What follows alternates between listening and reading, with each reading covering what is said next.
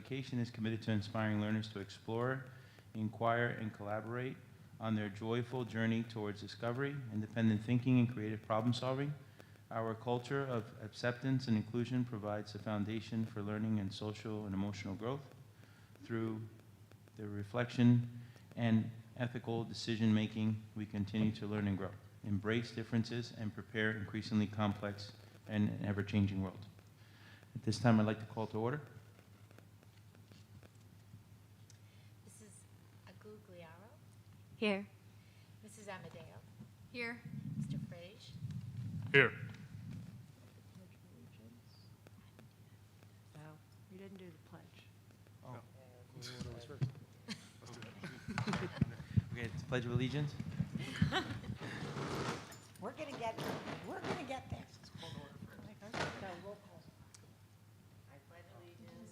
To the flag. Of the United States of America, and to the republic for which it stands, one nation, under God, indivisible, with liberty and justice for all.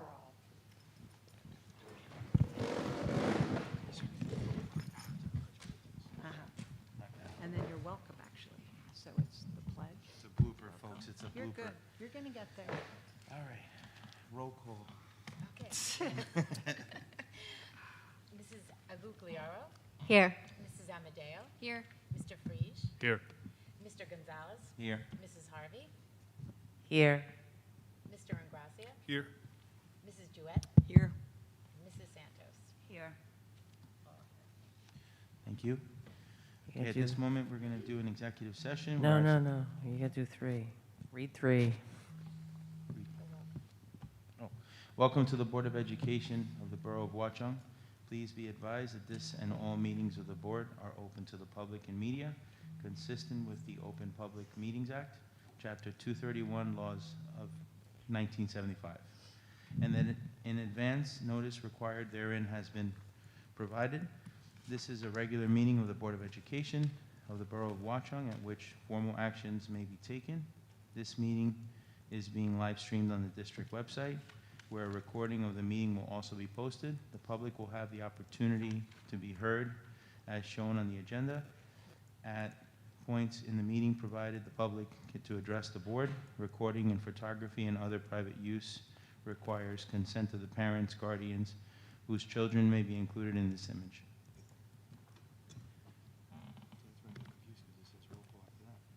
Right. All right. So at this time, we're going to go into an executive session, whereas the Open Public Meetings Act, NJSA 10-41-11, permits the Board of Education to meet in a closed session to exclude certain matters now thereof to be it. Resolved by the Board of Education, adjourns to closed session to discuss. Nope, you don't need to. But you need a So moved. Second. all in favor? All in favor? Aye. Aye. There you go. Off we go. Art room?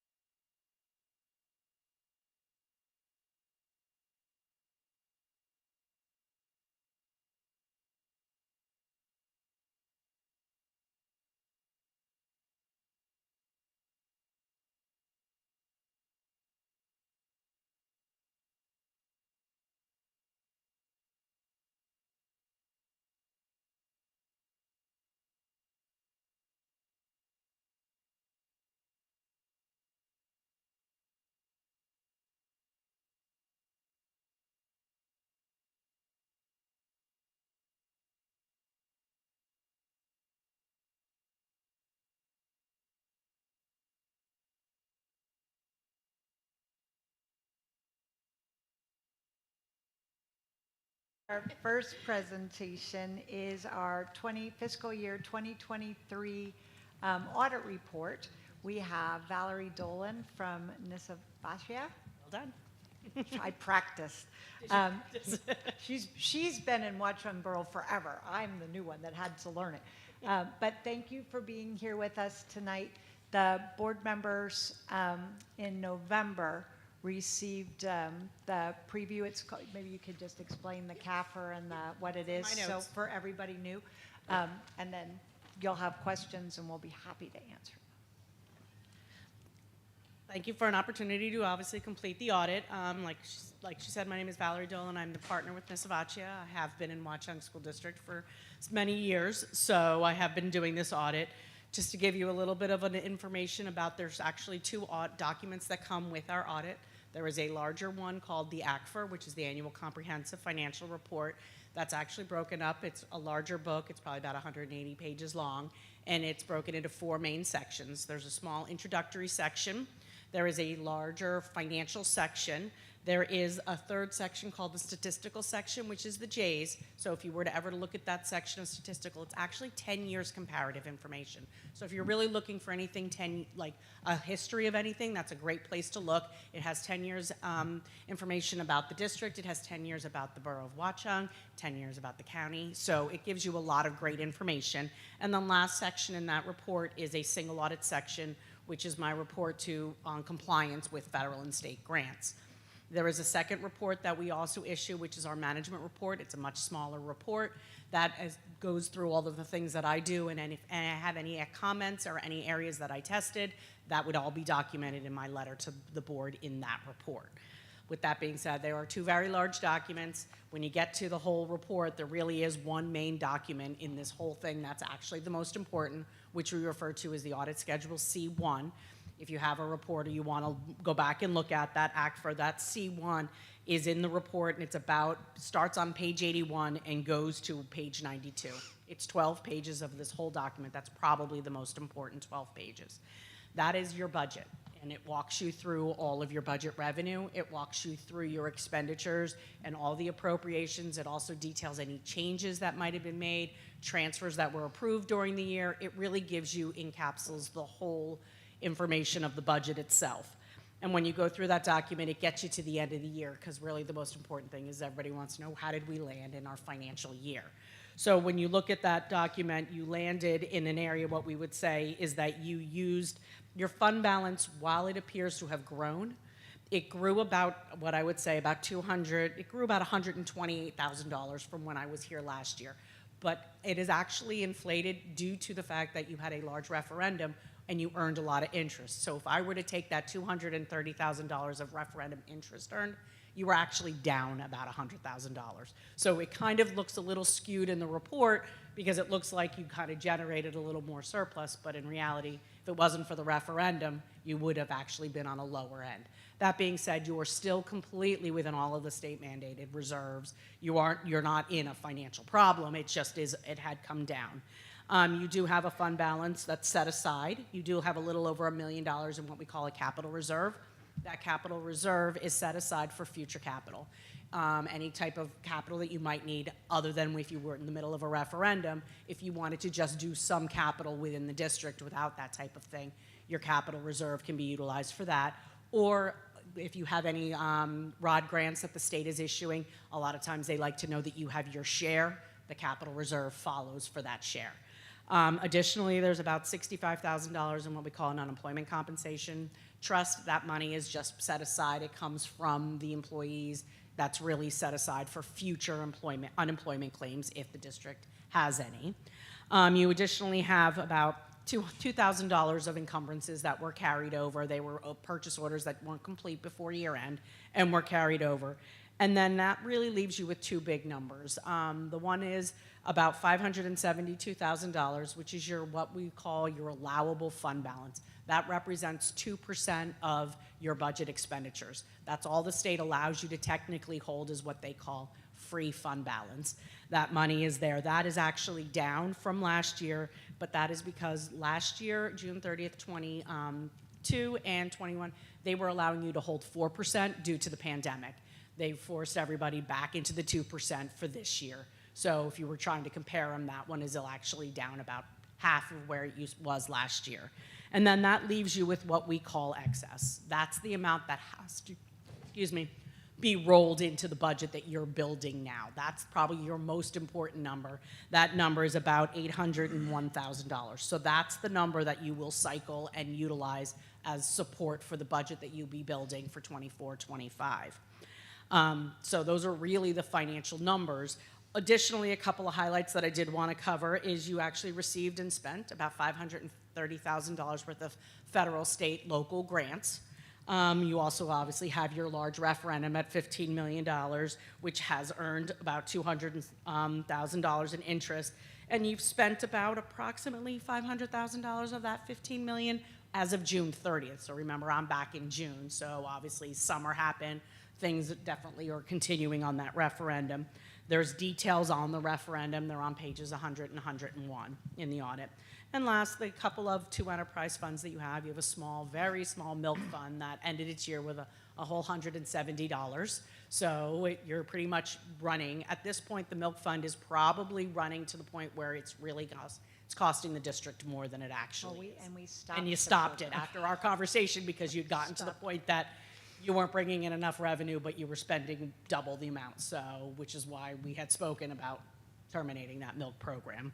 And then you do have a CARE program that has about $35,000 in surplus that will be used to offset future costs. Looking forward to our management report, which is my report where I go through all of the things. We do have 2 formal recommendations in the report that will require corrective action by the board. One of them is the area of the budget itself. There's a lot of adjustments and expenditures and reclassifications and transfers that are done. We do see this common in an area in a school district where you constantly are seeing change in personnel. One person does a budget one way, somebody's doing something somewhere else, someone else is building a budget. So stability really does take that, when you take that a little bit out, how one person was thinking with a budget versus somewhere else. So we do have a recommendation to really make sure that those budget and the reasoning for building the budgets are defined so that it's understood how they're spent.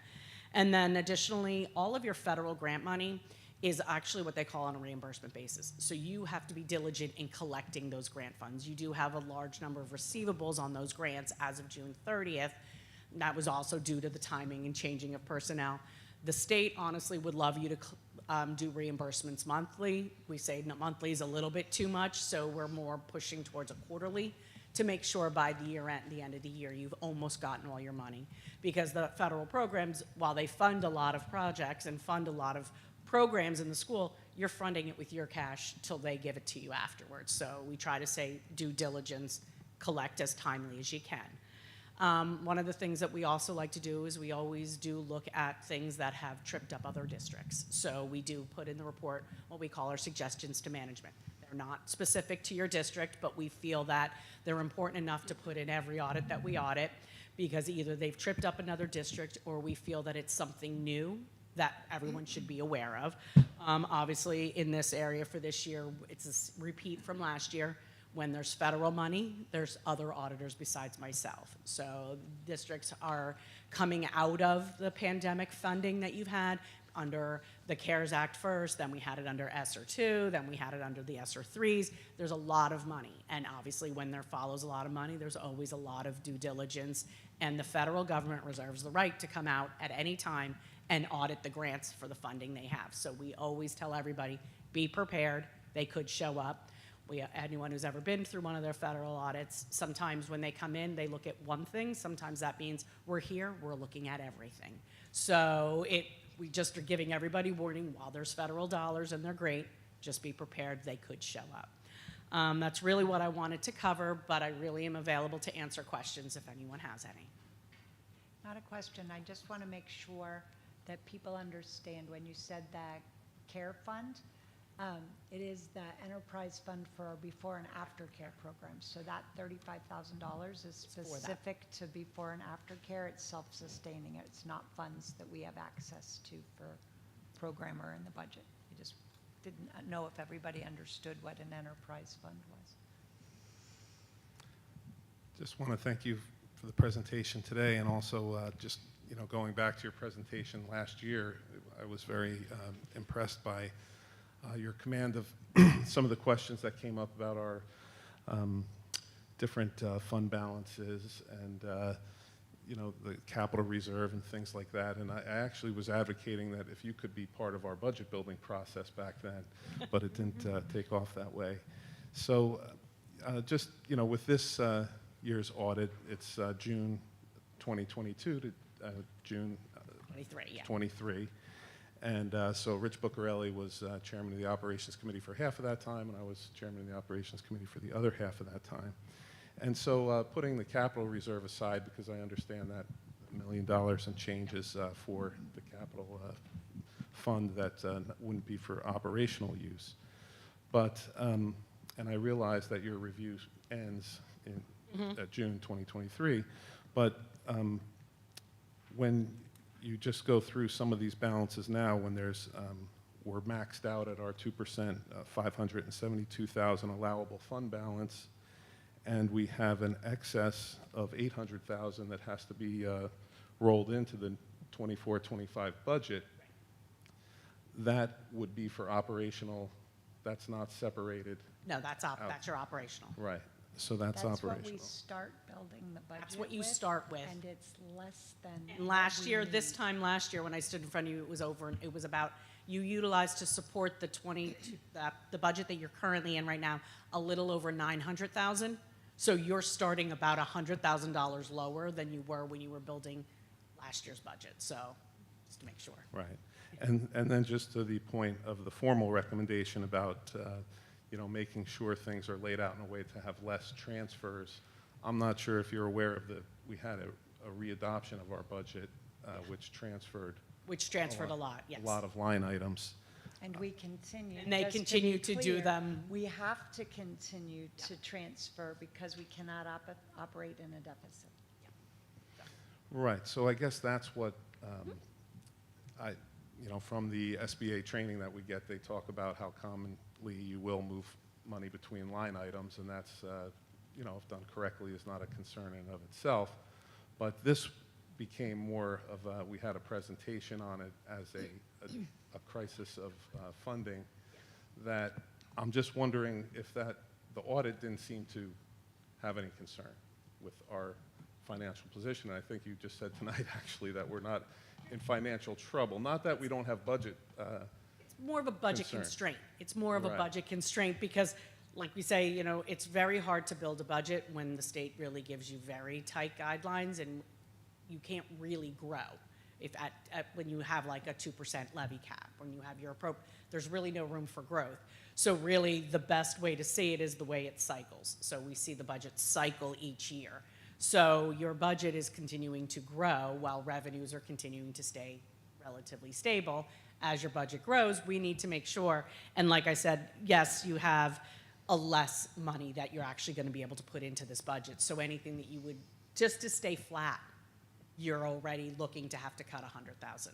So while it's And that's before, just to be clear, contractual salary raises, health insurance raises, transportation increases.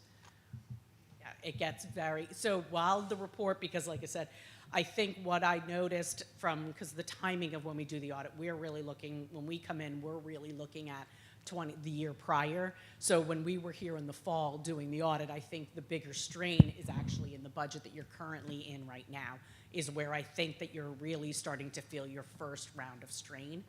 And so going forward, I think it's going to get harder, not easier. So based on conversations that I had with Patty before she left, and when Julie got here, I think Julie's first day was our first day of audit. She started the same day we did when we were here.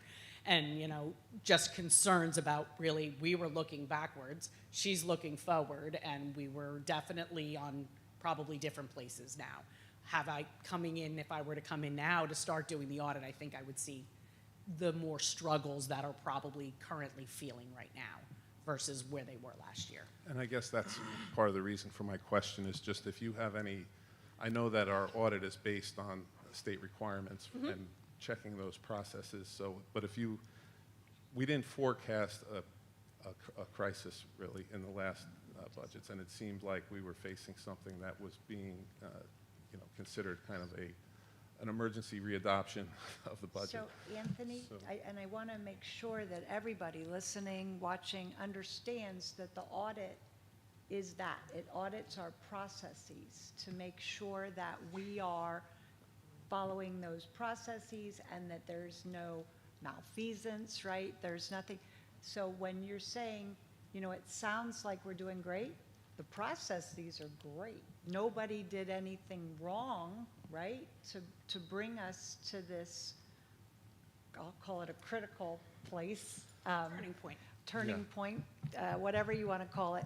So it's a challenge because Valerie's not looking at our financial position necessarily. She's not looking at, she's looking at it from a process standpoint. We don't have surplus. We don't have maintenance reserve.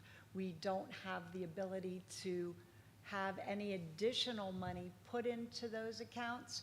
And we're starting behind, right, as she said, because our fund balance, we used what should have been sacred fund balance to get through this year.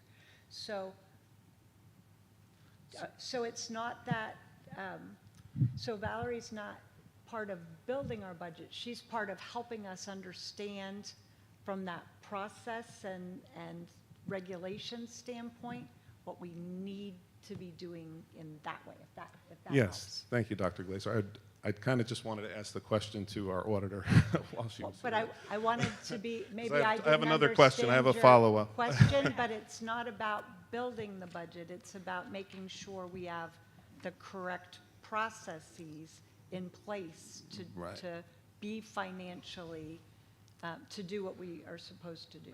Thank you. I guess, just to get back to my question, is there something that we can request through the audit process that might help us forecast things that we were faced when we had to readopt and move funds between line items?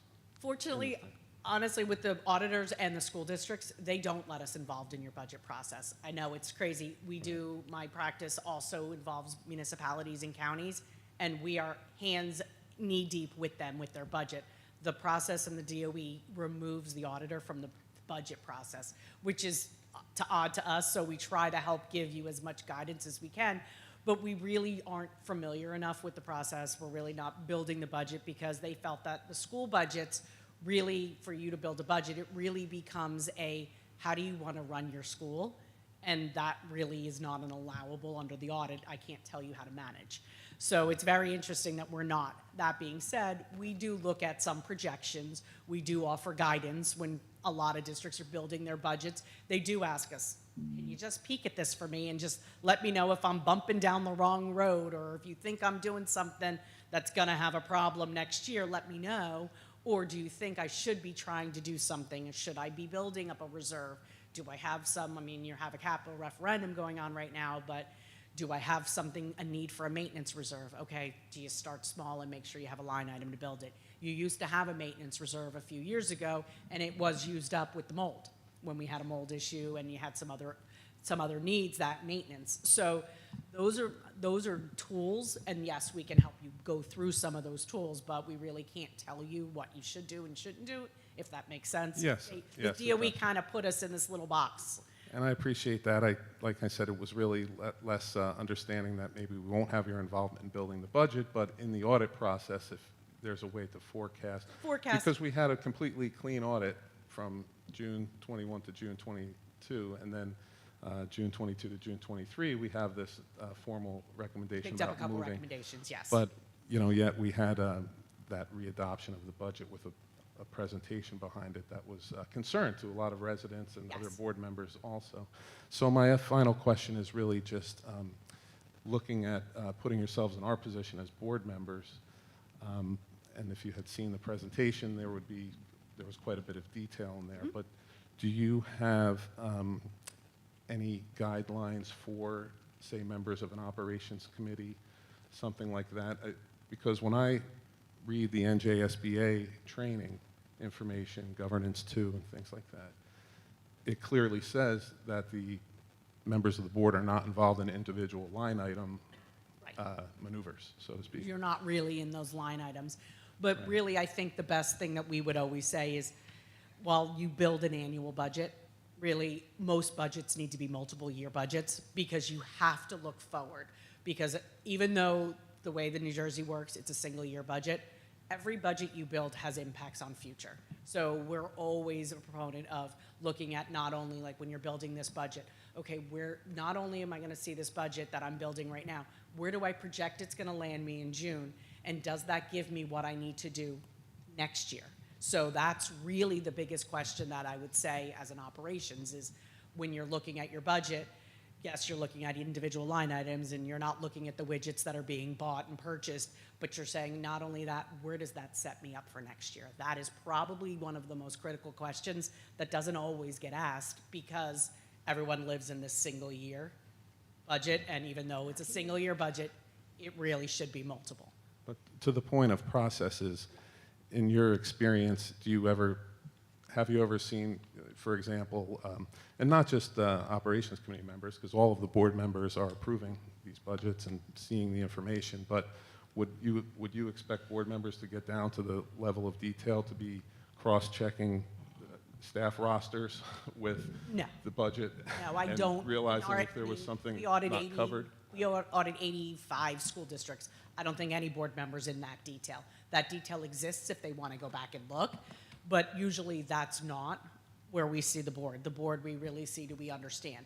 Do we look at it the big picture? So if you're looking at a line item in salary, does that increase make sense with the contract? Not, is it each individual teacher that's falling in line? Or if you see a large increase in something or not an increase in something, that would be the question I would say a board would ask on a budget, not get into the details of the widgets. Thank you very much. Appreciate it. Anybody else? How long have you been auditing us for? Let's see. I would say I have been the partner on the account since 2012, and we were probably auditing about 8 years prior to that. So yeah, so probably back to 2000, early 2000s. Thank you. All right, move on to the next. No other questions? Well, thank you. Thank you It's very been- much. For your time. And you are right, it was my first day, and it is important, like, to me, too. I'm not a BA. So to know that a clean audit means our processes are in place and that we're doing what we need to do. Unfortunately, not a bearing on the money on the lines, but we're doing what we need to do. Well, there's recommendations. There are ones that I would say in the scheme of recommendations that we would call way bigger problems and things that are just housekeeping items. These probably fall more in that housekeeping than you didn't have line item over expenditures. You didn't have a deficit. Like, there are definitely severe recommendations. One is, both of these are more of, I would say, a housekeeping type recommendation in that, yeah, you could probably tighten that control up a little bit and collect our grant money a little faster. We can make sure that we have a better line in the budget and we really know what our plan is. But at the end of the day, you didn't overexpend the line items, and you did your due diligence by making the necessary transfers to ensure that things didn't happen. But a lot of them do happen. So, and that's why I just want to make sure there is a little bit of a distinction in an audit between what we would call severe comments versus truly housekeeping type items. Thank you so much. Thank you very much. Thank you, and Have a great thanks for evening, being everyone. here tonight. Erin, our next presentation is the New Jersey School Assessment Anti-Bullying Bill of Rights presentation. Nicole DeToto could not be with us tonight, but she made an amazing presentation. You'll actually hear her, like she's even in the room. It's kind of fun. So, Erin, if you're ready.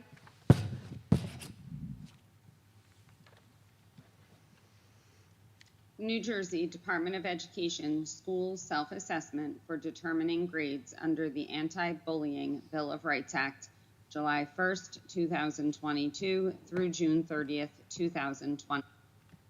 What is the self-assessment? Each school is required to evaluate its implementation of the Anti-Bullying Bill of Rights from July 1st, 2022 through June 30th, 2023, by using the self-assessment tool.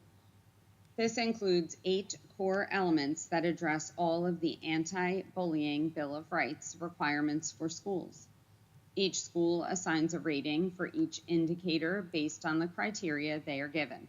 These ratings must align with any other data collected, such as data submitted through the Student Safety Data System, findings from monitoring under the New Jersey Quality Single Accountability Continuum, or QSAC, findings from investigations of complaints conducted by the New Jersey Department of Education County Office or the Office of Fiscal Accountability and Compliance, or any other sources of information that is relevant. Core element number 1, HIB programs, approaches, or initiatives. The school annually established, implemented, and assessed HIB programs, approaches, or initiatives. These were designed to create school-wide conditions to prevent and address harassment, intimidation, and bullying. The school safety, school climate team identified patterns of harassment, intimidation, and bullying, and reviewed school climate and school policies for the prevention of HIB. Core element number 2, training on the Board of Education approved HIB policy and procedures. School employees, contracted service providers, and volunteers were provided training on the HIB policy. The HIB policy training included instruction on preventing harassment, intimidation, and bullying on the basis of protected categories enumerated in the Anti-Bullying Bill of Rights and other distinguishing characteristics that may incite incidents of discrimination or HIB. The HIB policy was discussed with students in accordance with the district's process for these discussions. Core element number 3, other staff instruction and training programs. Each staff member completed at least 2 hours of instruction in suicide prevention that included information on harassment, intimidation, and bullying in each 5-year professional development period. Each teaching staff member completed at least 2 hours of instruction on harassment, intimidation, and bullying prevention in each 5-year professional development period. The school anti-bullying specialist was given time during the usual school schedule to participate in in-service training in preparation to act as the anti-bullying specialist. The members of the school safety, school climate team were provided with professional development in effective practices of successful school climate programs or approaches, and school building leaders have received information on the prevention of harassment, intimidation, and bullying as part of their training on issues of school ethics, school law, and school governance. For element number 4, curriculum and instruction on harassment, intimidation, and bullying, and related information and skills. The school provided ongoing age-appropriate instruction on preventing harassment, intimidation, and bullying in accordance with the New Jersey Student Learning Standards. The school observed the Week of Respect during the week beginning with the first Monday in October of each year, recognizing the importance of character education by providing age-appropriate instruction focusing on HIB prevention. For element number 5, HIB personnel, the principal appointed a school anti-bullying specialist. The anti-bullying specialist met at least 2 times per school year with the district anti-bullying coordinator. The school safety, school climate team met at least 2 times per year to develop, foster, and maintain a positive school climate by focusing on the ongoing systemic process and practices in the school and to address school climate issues, including HIB. For element number 6, school-level HIB incident reporting procedures.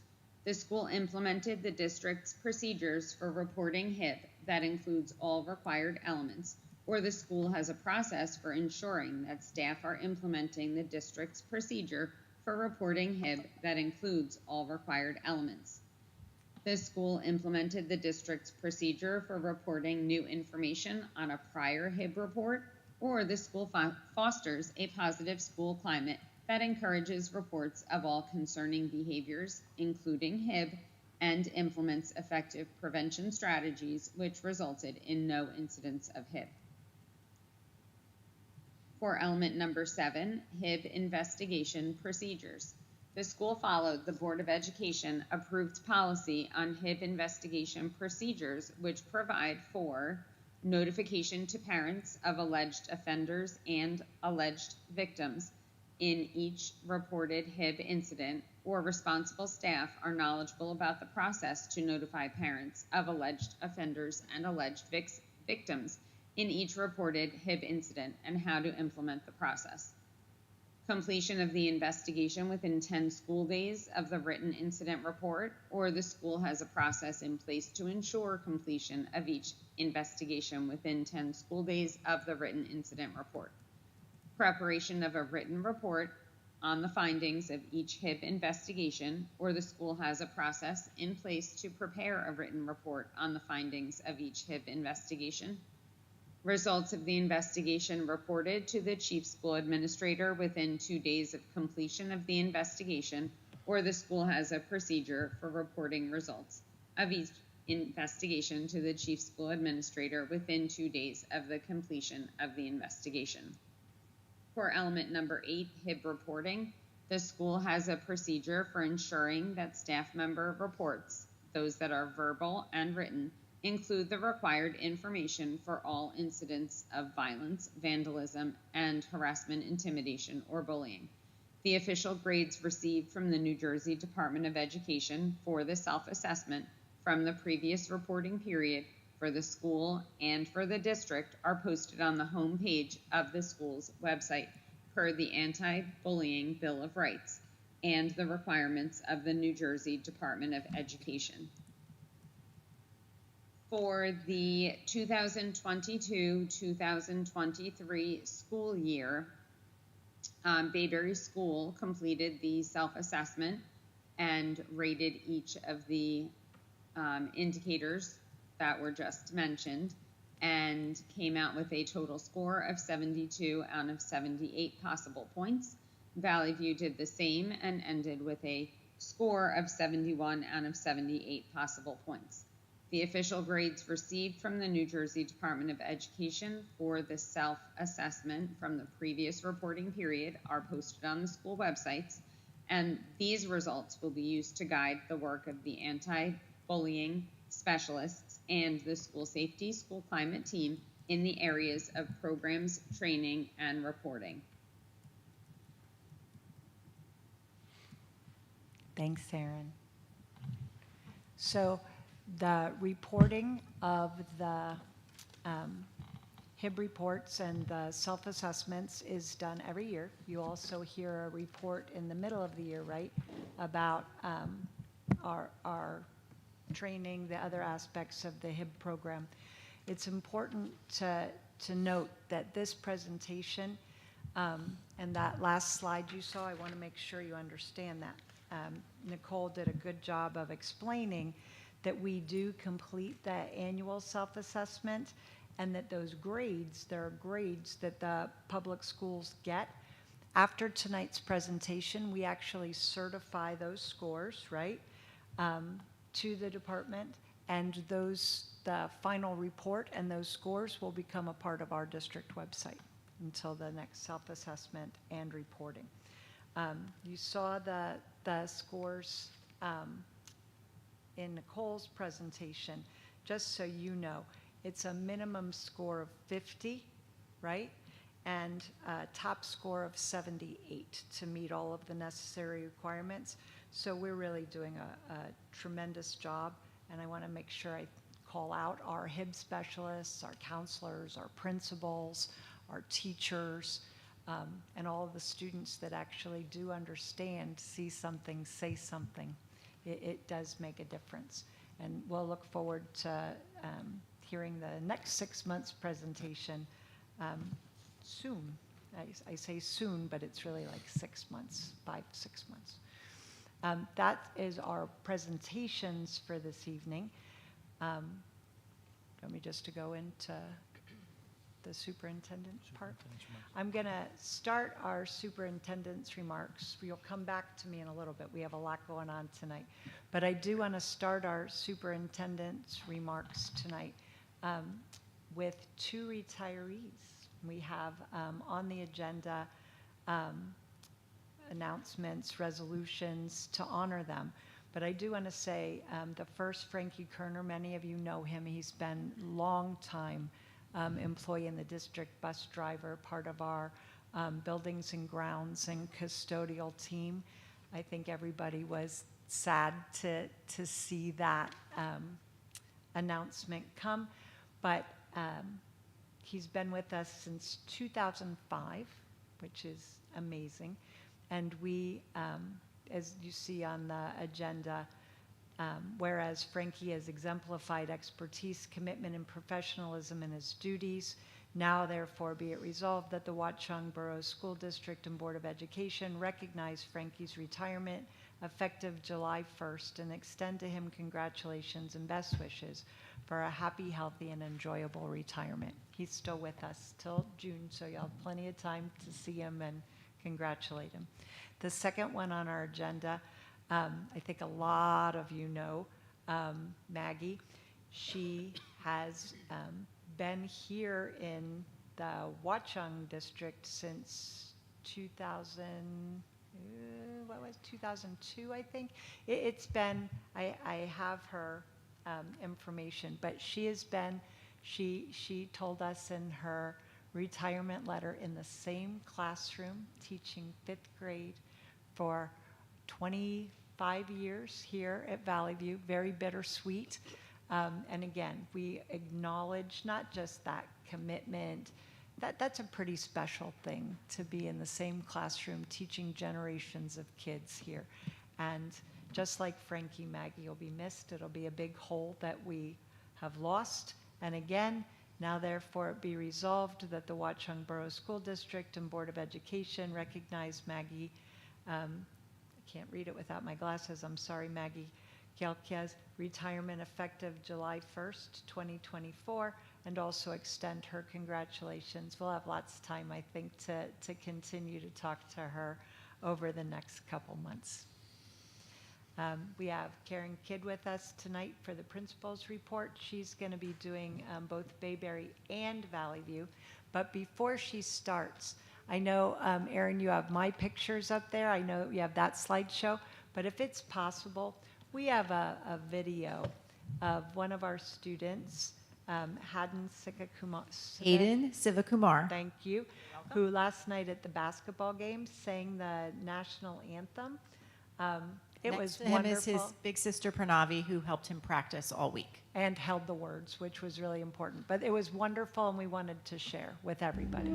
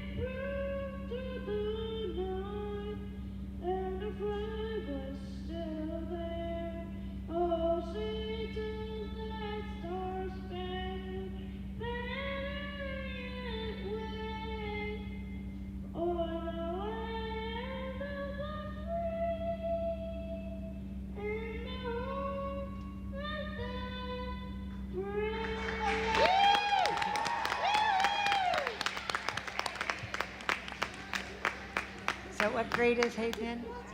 5th grader, Hayden Sivakumar. Loved being able to see that and share it. Thanks for letting us share it too. So Karen, Bayberry and Valley View. You'll see my pictures up on the screen. I'll go back through them.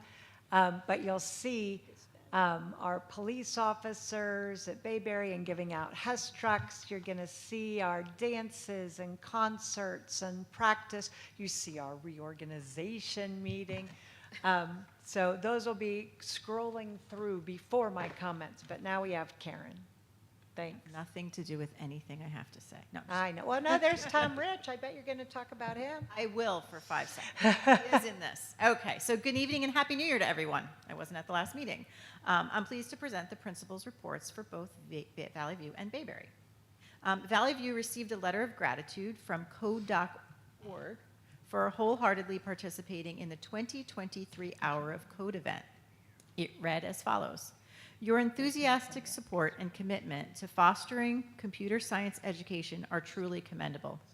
By signing up the entire school for the Hour of Code, you demonstrated a dedication to equipping your students with essential skills that will undoubtedly play a pivotal role in their future success. Your decision to involve the entire school not only enhances the learning experience for your students, but also sends a powerful message about the importance of embracing technology in education. So a big thank you to our faculty and students for creating the opportunity for our students, because a lot of the activities were student-led as well. For this year's Mountaineer Monday, students were taught the importance of social awareness skills, such as treating others with kindness and respect, regardless of different viewpoints. They utilized conversation starters related to kindness and created caring cards for their peers. Students in both schools are studying Dr. King's life this month and discussing the impact of his words and actions. Bayberry students honored Dr. King by participating in the Bayberry Day of Service on Thursday, January 15th.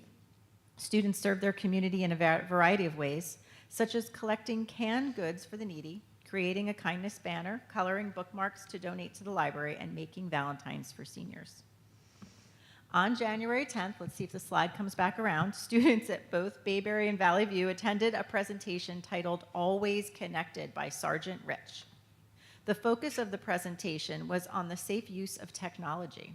Sergeant Rich extended this time in the district by holding a parent presentation in the Valley View APR. Sergeant Rich was extremely popular and made a lasting impression on our students.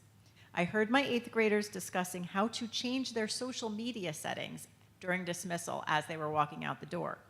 One student also asked him if he knew that he was an amazing dad.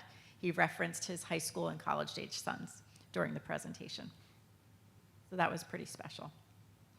The Valley View Winter Band Concert was held on January 17th, and the choral concert was held on January 18th. It was wonderful to see and hear the progression of our talented artists. Congratulations to Mrs. Morrison, Miss Esposito, and all of our performers.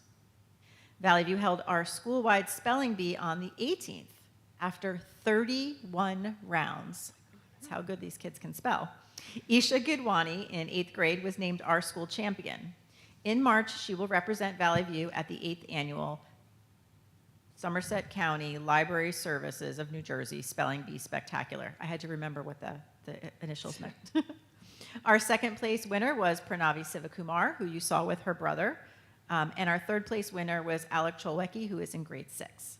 Congratulations to all of our spelling bee participants. They all did an amazing job.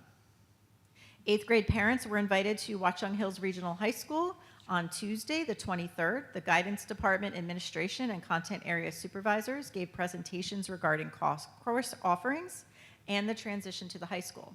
For those who were unable to attend, a recording of the evening will be available on the high school's website under the 8th grade events tab.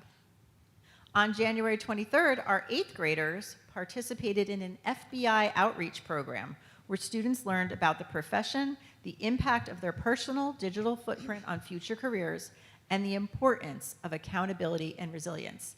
They also got to put on FBI jackets, take selfies, and got to see some of their gear, which was wonderful.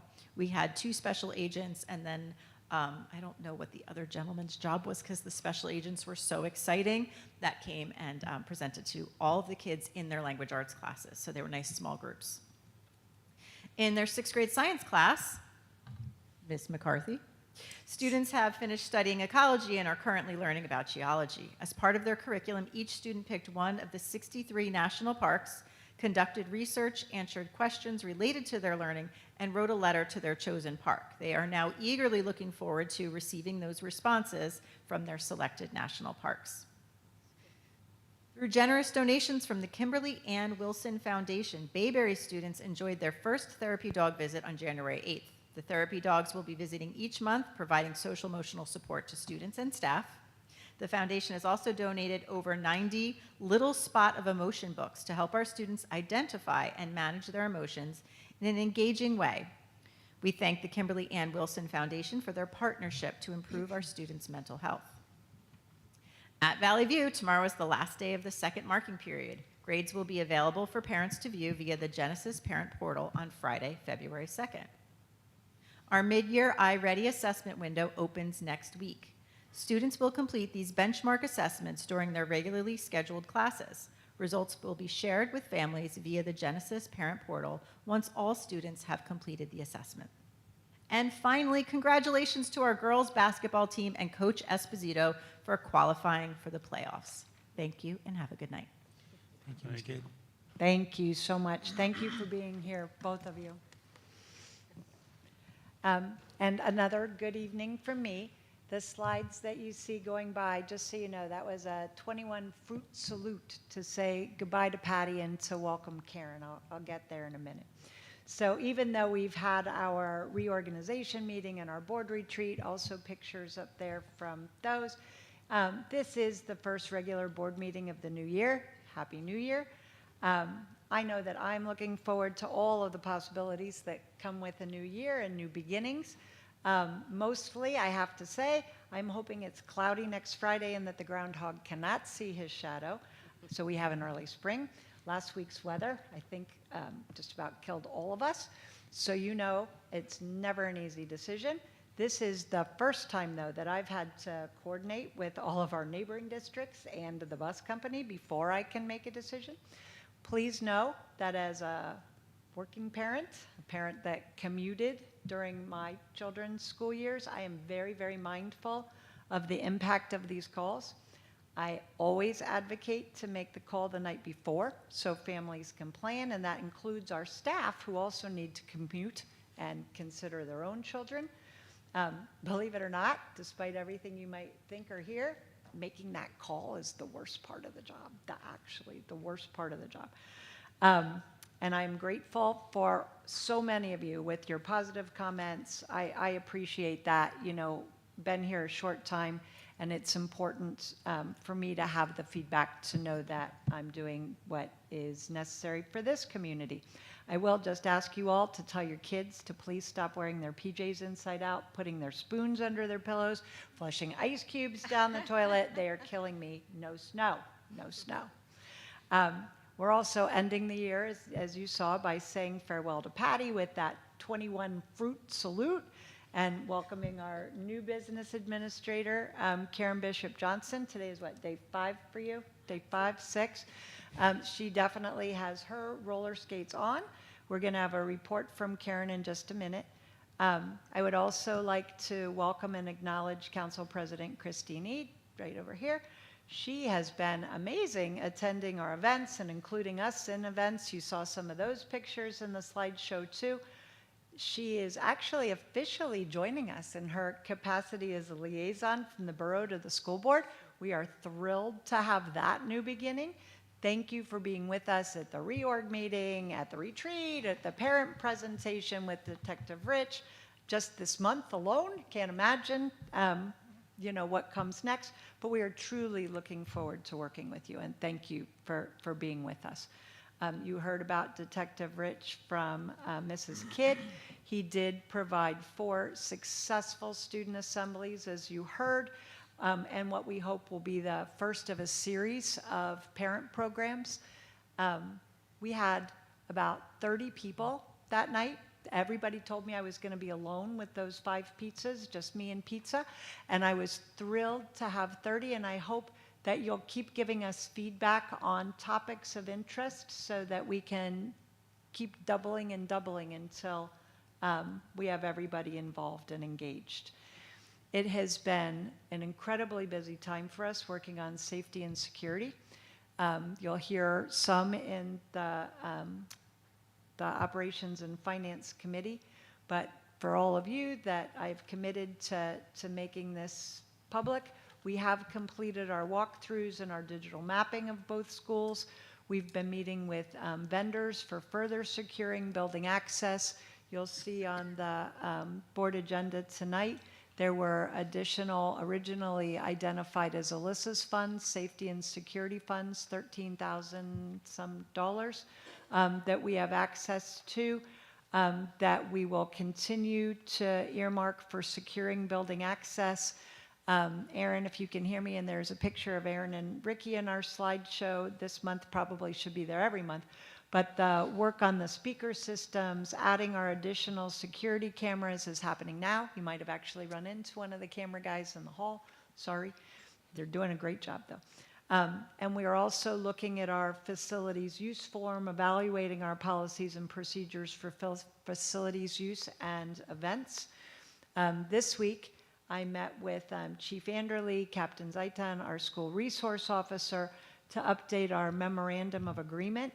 That details all of the different ways we work together. It's a 91-page document that goes through every detail of the law, every detail of how you make a call, who you call, what we do.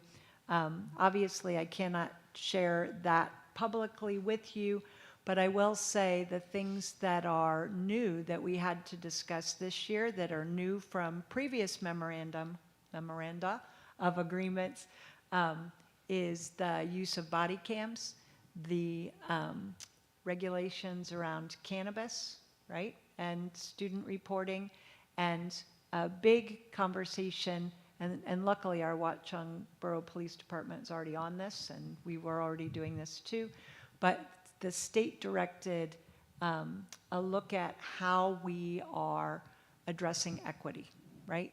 How when we approach people, how when we are reporting, all of those things, it's being done. And it was such a wonderful conversation to hear from our police department already having a lot of those protocols and processes in place and really being in a place to have those kinds of conversations with us. So I am grateful for that. I will tell you that I've invited all of them to join us at the February Board of Education meeting. We're going to introduce the school resource officer position, and you will, I think a lot of you maybe met Officer Pete Cuevos, and you'll meet, it's I guess a new announcement, Resource Officer Mike Delinsky. I hope I can announce this. I think I can announce this, right? Officer Pete has been promoted to sergeant. He will remain with us in the DARE program. And Officer Mike is going to be joining us. We'll have that introduction for the students at Bayberry in a kind of a bigger assembly. They're going to miss high-fiving and hugging their Officer Pete, so we want them to have that closure and be able to introduce them, and the same for all of you. So that'll be at the February board meeting. As you're looking through these slides, you're going to see we've had some terrific events. The last one was from the Borough's holiday party. We had Anthony Volpe go back and visit his elementary school. This is preparing for the concerts. We have to thank WEF and the PTO for all of the things that they're doing. And I know the concerts are still up there. I don't know how it worked out so perfectly, but you're going to hear from some of our instrumental students also at the February Board of Education meeting. Pretty excited about that. That is, Erin, you can probably stop the slides. That's where I'm going to stop and introduce Karen for her first Business Administrators Board report. Very exciting. I know, it's so exciting. Okay, business office update. So being that it's January, the business office is mainly about taxes and the IRS. It is that time of the year. W-2s have gone out to all of our employees. We are working on 1099s. I think you already know this, that a short time ago, it was discovered that 1095 forms, which is another requirement that we have to fulfill for 2021 and 2022, were not filed. the penalties from the IRS would be substantial if we didn't file these ASAP. So what we are doing is we're working with a payroll company, and we have been able to get them the data for 2021 and 2022, and we will get them filed by mid-February to avoid our penalty and to do what we were supposed to do. We're also going to begin working on the 2023 forms, which are due in March. As was explained by Ernie Turner last October, we continue to review the current year account information, and we are transferring monies where we need to cover shortages. We cannot, as you all know, have negative account lines, and so those transfers are continuing to happen. Discretionary spending is already stopped, so we're at the point now where we're only looking at need. What do we have to get through the year? Next up, we're beginning the process for the budget. As you're aware, personnel costs are 80 to 85% of the budget. Julie and I met with our insurance broker recently to try to get a feel for what perhaps our increases will be for healthcare this year. We're going to start next week meeting with the various administrators to go through their individual budgets. And that's about it. That's where we've been in a week. We're really busy office. Feel free to stop by, but maybe make an appointment. No, you're doing, Nope. you're We are literally, trying. you've hit the ground. I wasn't kidding about the roller skates, and even this, you have not just hit the ground running, but you haven't stopped for a minute. And thank you. I have a lot of confidence. I know you're focused right now on this year. But we did commit to looking out at that multi-year budget during your interview process and hiring. And even though I know it's a lot to do the current year and the future, I'm confident that you and I will be able to persevere and bring something forward for the community. So you are aware, we start working, as you heard, on the budget. The budget calendar would usually have started much earlier. These conversations would have been November and been completed by January. Obviously not possible with our transition in our business office. We are required by March 20th to file our tentative budget with the state for county approval. Our board meeting in March is on Monday, March 18th, to facilitate that. And we will be talking about the budget ad nauseum and in detail between now and March. I would say most definitely February.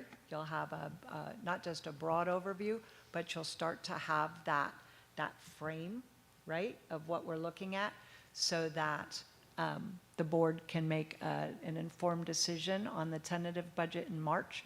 Then we have until May, right, to continue working to refine the budget to be where we want it to be and need it to be for next year. And then that final budget is voted and approved in May. There are 2 meetings in May, again, just so everybody knows. The May 9th meeting will be probably a pretty short meeting. The May 9th meeting is specific to reappointments of staff, right? So that is the full purpose of that, and that is, when that is final, you can go forward and finalize the rest of the budget. Thank you, Mrs. Bishop-Johnson. Okay, at this time, we're going to move over to committee reports. Mo, may I please have a report for HR committee? The Personnel Committee met,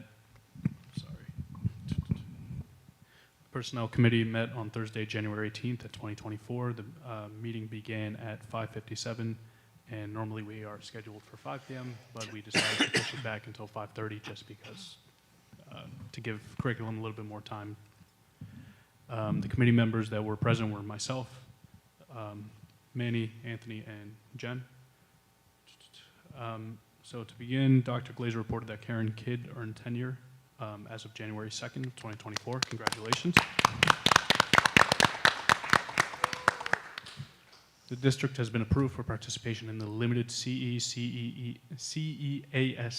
5-year pilot program by the NJ Department of Education. This allows us to work on filling difficult positions and expediting certificates when a candidate is identified.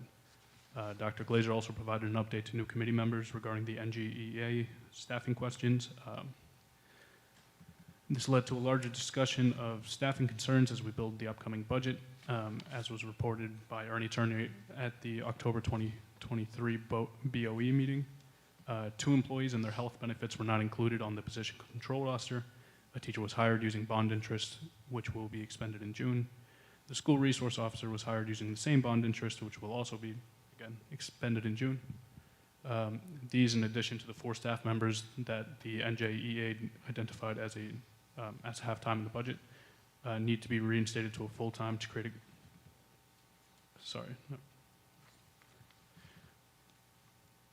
need to be reinstated to full-time, as this amounts to 6 positions that are not in the current budget.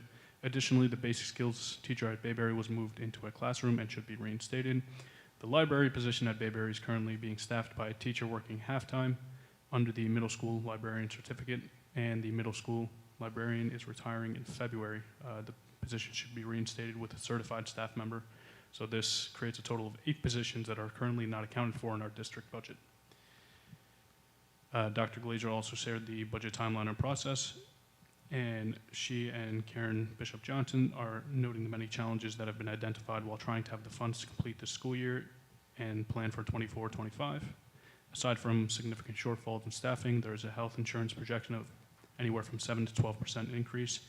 This estimate is significantly lower than our previous provider or the state health benefits program. There was also just general discussion regarding the BOE vacancy and ad process review and review of BOE and district goals. The meeting adjourned at 7:09 p.m. Thank you, Mr. Fresh. Ms. Jouett, would you please share with us the curriculum committee note? Yes, we do curriculum, just to make sure you know, because it's not stated that I'm curriculum. It is. We But fixed is it for you. fixed? Yep. Oh, You good. emailed me, we fixed it. I don't know, I have committee reports as well for curriculum. But anyway, yes, here we go. All right, Thursday, January 18th, our meeting began at 4 o'clock and it ended at 5:36. And committee members are myself, Dory Harvey, and Fatima Santos. Board of Ed President Manuel Gonzalez attended virtually, and Board of Ed Vice President Mohammed Frage took turns attending. Administration and guests were Dr. Julie Glazer, Karen Kidd, Valley View Principal, Denise Fichtner, Bayberry Principal, attended virtually. Nicole DeToto also attended virtually. She's our head of special services.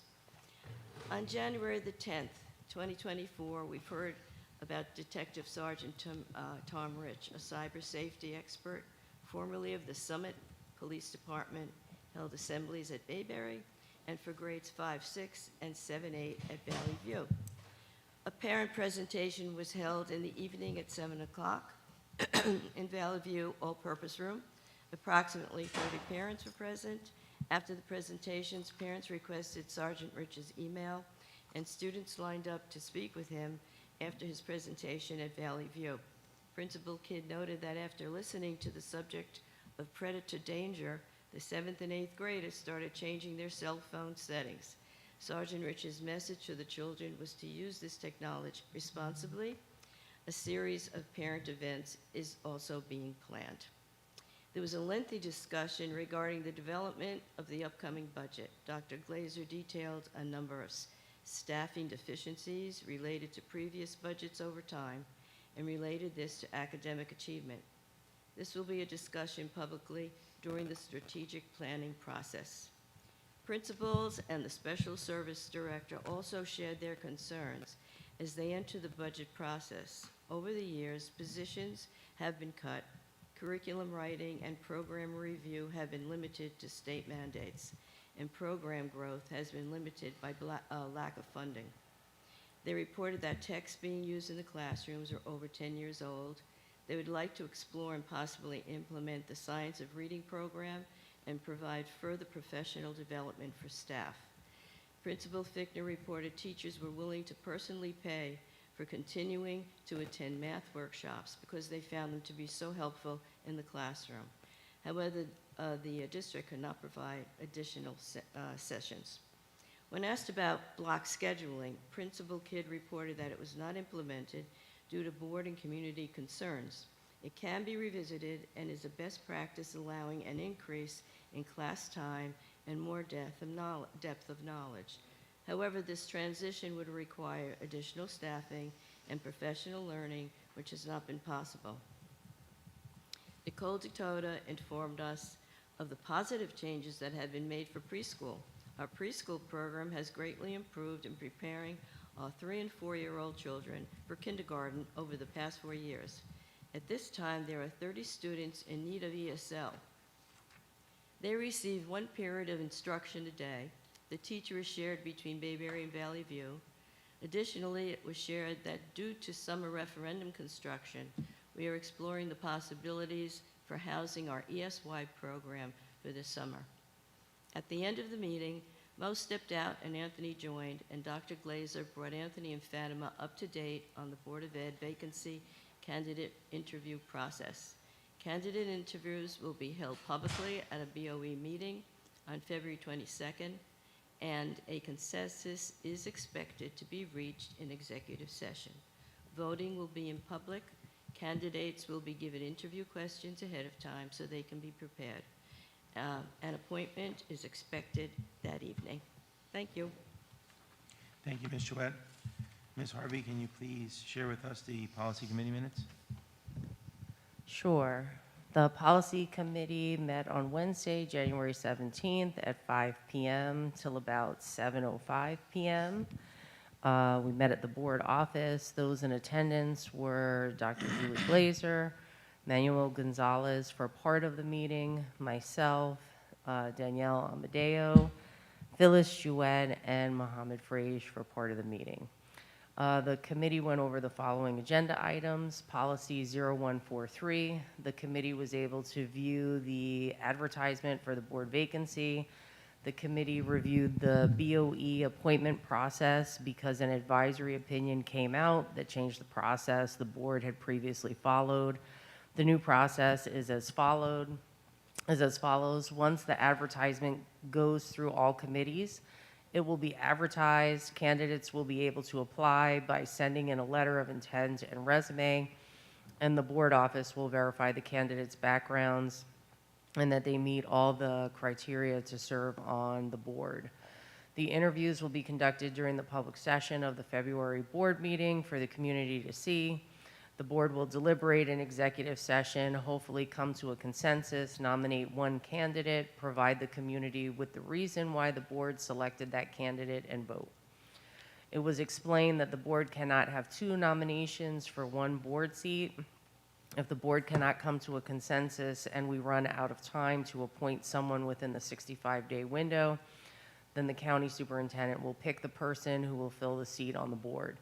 The committee reviewed the language in the policy and agreed that since the policy states that the board will interview in public or executive session, the board is still following the bylaw. But we need to update the policy at a subsequent meeting. Dr. Glazer will email all board members with the advisory opinion information for their review. Board and district goals, there were no new revisions to the goals. Policy 5111, Dr. Glazer informed the committee that a student would be moving out of the district but would like to finish the year. Based on the policy, the family pays tuition to finish the year. The committee agreed to revisit the policy sometime after June to discuss possible revisions to the policy during transition years, such as no tuition for 4th and 8th grades. Policy 7510, Dr. Glazer explained that they have been updating the facility request form to reflect the current policy. She explained the district's various safety and security concerns when allowing school facilities to be used. The superintendent briefly explained the difference in facility use fees between the different class systems in the policy and some difficulties the board office is having with the fee collections. The committee agreed to revisit this policy in case changes are recommended by the end of the school year to discuss the different class systems and facility use fees in more detail. We had a Strauss-Esme policy and regulation review. The committee looked at the policies Strauss-Esme indicated needed to be altered. The committee will develop a schedule for tackling this project at the next policy committee meeting. Policy 0164, Dr. Glazer informed the committee that over the summer this bylaw was brought to the policy committee by the interim superintendent to discuss eliminating board member comments under the order of business since other boards of education agendas do not have such an agenda item. And the board still can discuss topics at the end of the meeting under board business. Reasons as to why the previous committee didn't pursue changing this policy last summer were shared. The committee decided to discuss possibly altering this policy at the next policy committee meeting. Policy R8320, Dr. Glazer explained that the policy requires an employee to pay 5 cents per page for a copy of the employee's personnel file. The committee recommends removing this from the policy, and it will be on the agenda for first read tonight. The meeting calendar, the committee agreed to keep the time of the policy committee meeting to 5 p.m., and that all committee meetings in the future will be virtual. If any committee member would like to attend in person, they should let Dr. Glazer and the chair of the committee know to expect them in the board office. Budget calendar, Dr. Glazer gave the committee a brief explanation of what to expect with the budget calendar. Some highlights are that they have already started looking at the personnel that must be included in the budget. At the January meeting, we will have the audit report presented, which we just had. The tentative budget needs to be voted on in March, and the final budget needs to be voted on in May, along with personnel renewals. Dr. Glazer will keep the committee posted on all budget updates, and there was no new business. Thank you. I just want to say it's a regulation, not a policy, that's on the agenda. Is that what that was? It's Okay. regulation. Thank you, Mrs. Harvey. Mr. Fritsch, can you please share with us the committee reports for Operations Finance? On January 16th, 2024, the Operations and Finance Committee met virtually due to the weather conditions. The attendees included myself, Dory Harvey, Jennifer Aguilera, sorry. Good enough. Amanda Gonzalez, and Julie Glazer, Karen Bishop Johnson, Connor O'Brien, Ernie Turner, Frank Bowlby, Ricky Boyd, and Aaron Lenovich. The meeting began at 5 p.m., ended at 7:04 p.m. To begin with, Aaron provided an update on the referendum technology projects. The PA system at Bayberry has been completely replaced. There's still some supplemental work that needs to be completed, but it is practically finished. The security camera installation is in progress, obviously. DRG Architects also provided a referendum project update. The punch list for security film project at Bayberry is still not complete, but otherwise the entire rest of the project is complete. A separate film project with the man trap in the main office reconfiguration will take place during the summer. The pay application was approved in the December BOE agenda, and we are retaining $3,488 for the punch list. As for the casework, the finished work is still not complete. Nickerson will not be doing it, and Ricky will be instead. Ricky is waiting for information for room 209 at Valley View, and he will complete it. Legacy Construction Management gave an HVAC update. The contractor started to submit their submittals and have been to the schools to survey. The project is currently in the paperwork phase. The physical work is ready to start during the summer. No update on delivery times yet, but there have not been any reported delays. DRG Architects reported on project progress for package 3 from roofing at Bayberry and Valley View. They have found a contractor who could do a roof investigation without a lift. It is possible the slate roof may fall below the bid threshold for public bid. A meeting with the county, solar panel provider, roofing materials provider, and borough engineer, DRG, Dr. Glazer, and Karen Johnson was scheduled on 1/18 regarding the temporary removal and replacement of the solar panels and required timeline for being offline and out of service. The panels are not owned by the county or the school district.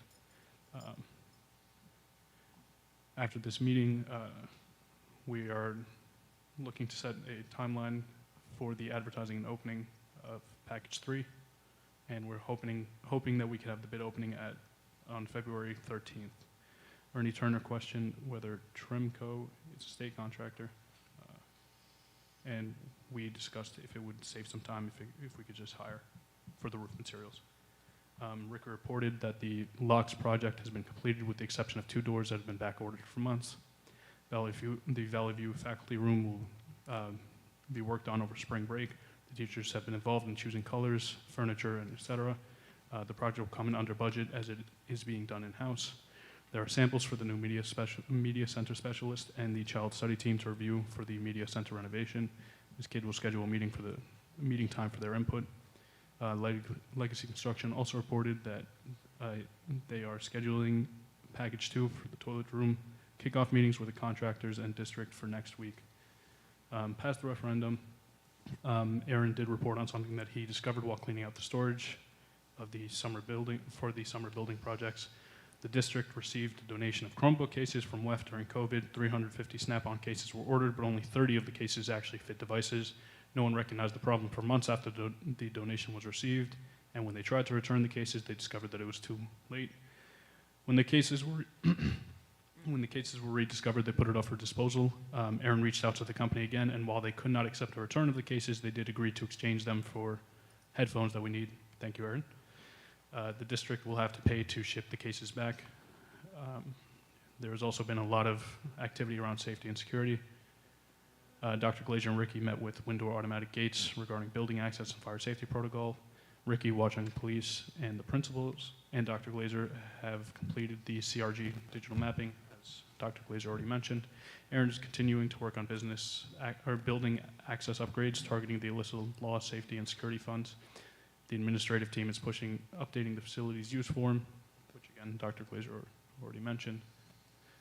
There was a discussion of items expected to be on the agenda, which includes approve a tuition-paying student at the per-pupil cost for the remainder of the school year after the family moves, payment of bill transfers, financial reports, disposal of equipment, donation of funds to provide therapy dog. Dr. Glazer is also meeting with the Watchung Police to review our memorandum of agreement. She met with the Watchung Police on January 22nd, and we went over the board and district goals again. Dr. Glazer and Karen Bishop shared the budget timeline and process, as well as the many challenges that have been identified while trying to have the funds to complete the school year and plan for 24-25.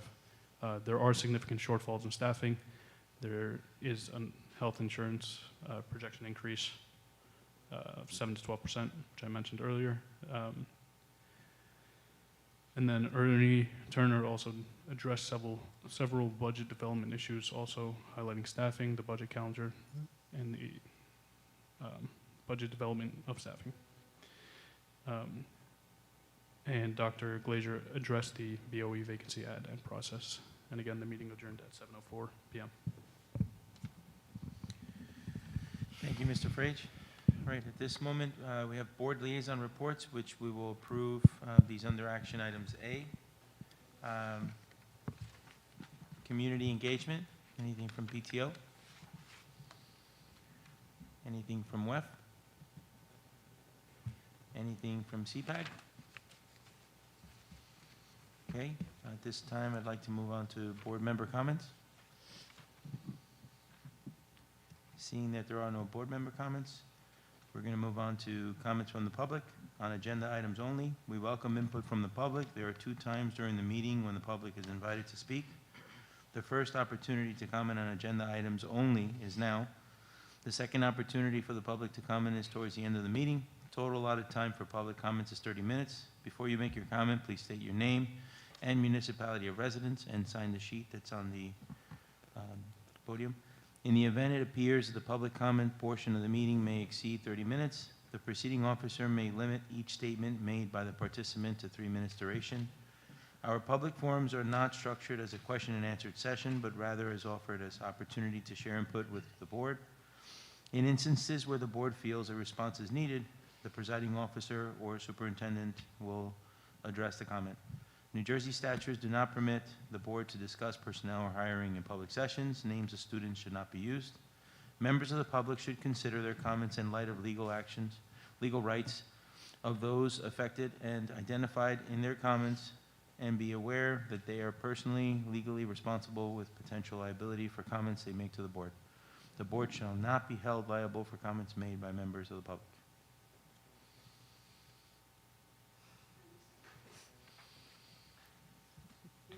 Right there. If you could just sign the sheet too for us. Yes. Thank you. Yes, my name is Christine Ead, 105 Tiffany Way in Watchung. I had two questions. One was, you mentioned that the solar panels are not owned by the school or the county. Does that mean that they're owned by the state? And if so, is the energy split at all? Do they take energy and allow energy? And if so, what are the additional costs incurred, if any? If you want me to. Well, there's cost, I'm sorry, do you mean that there's cost to take off the solar panels that to what you're repair asking? the roof? Is that what you're? There's, I'm sure there's costs for that. Yeah. That's one part. But who owns them? And a lot of times, depending on who owns them, depends on how much energy is given back to the person that houses them. So does the schools get all of the energy and then pay money, or gets all of the energy and does not pay We money? pay money every month. Okay. Is that is that on the audit? Is it like, It's probably, I don't know at that level of detail, but we were told at this meeting that we pay 5.5 cents a kilowatt for the power we receive, and bless you. And we were told, they gave us the last couple months' bills of what we paid, 700, I think 700 one month, 1,000 a month, which is significantly less, they say, than the regular utility. That was the conversation. We have asked, as Karen said, we've asked for that cost-benefit analysis, right? What are we saving? Thank you for that, but we have nothing, we have no reports, nothing. So they're going to create that for us and show the side-by-side comparison, what we're saving with the solar and what we're paying versus the regular utilities. were the panels originally provided through a grant, and taking them off and putting back on, is there any grant for that, or does that have to be paid for by the school? So what they explained to us was in the contract, and the same company, by the way, that installed it in 2012 is the same company that will temporarily remove them and replace them. But what was explained to us was in the contract, and it was a grant with the county, and there are other school districts that are a part of that. It was explained to us that as part of the contract, that same company removes and replaces. There is a cost for that. It'll come with the referendum. It'll be part of the bid package. And if, as Karen explained, or maybe operations explained, in the contract, they only allow us to be offline for 10 days, right? And after 10 days, there's a penalty. So the construction management firms and the architect, as they're preparing the bid for any contractors, we're trying to be reasonable. 10 days is probably not reasonable to do that work. So to be reasonable and to look at the penalties. They did tell us the penalty is minimal per day, what, $50, $100 a Something day. not So it won't have a huge impact on our overall budget. Thank you. And then, am I allowed to ask a second question? Okay, great, thank you. Is there an online audit about the COVID dollars that were received and what they were exactly used for? Is that somewhere online? I would have to get back to you. Sorry, I'm not sure. It probably is, but I don't want to tell you something. Okay, thank you so much. I'm just writing my name and address here real quick. Okay. Oh, thanks.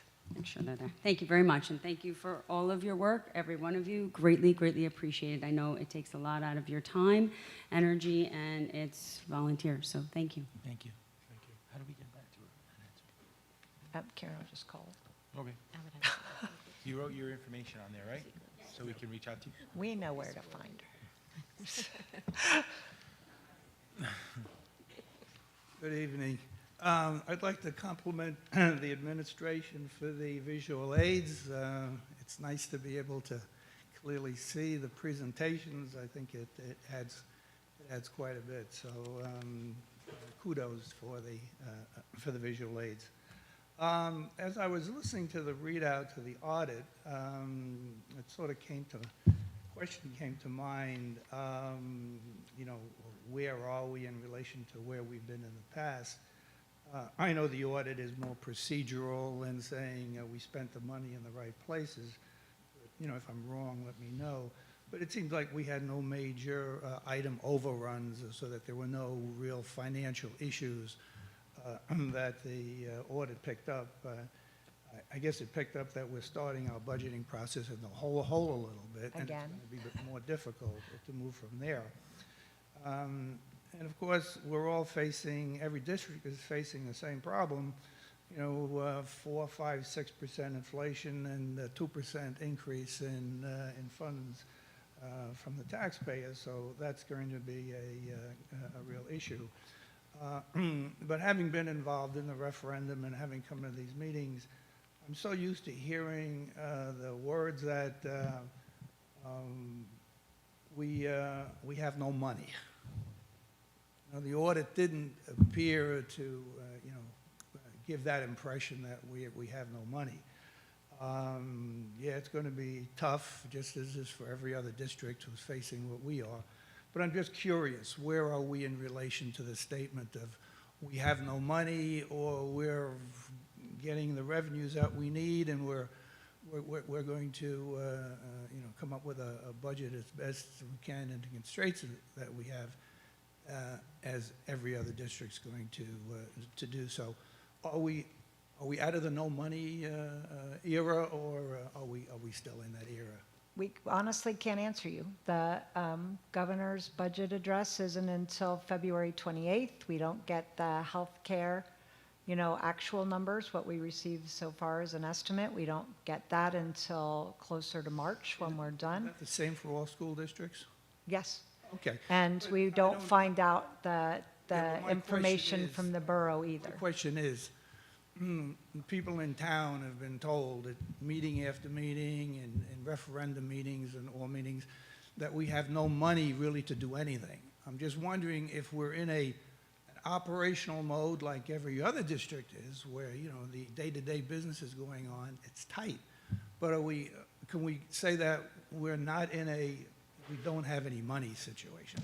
So again, I am not in a place to answer you. The audit is about procedures, and it's about last year. And you've been here, so you know that we used every available revenue and appropriation and reallocated. And you just heard Mrs. Bishop Johnson say she's continuing to transfer lines to make it to the end of this school year. But we're gonna Beyond that, We're going to make it to the end of the school year. hope. Okay, and then we're going to go into the new budget. But we aren't at a place to Every other answer school you. district is going to do the same thing. I don't know where every other school district is financially, so we don't have the information to answer you tonight. Okay, well, maybe what we can do is find out if that's the case, because we've told residents in Watchung for about 3 years, there's no money. I think we need to tell And I think that residents has in been Watchung- and I think that's been a truthful statement. I'm saying I am unprepared to Okay. answer tonight. We don't have the information That's fine. going forward to answer.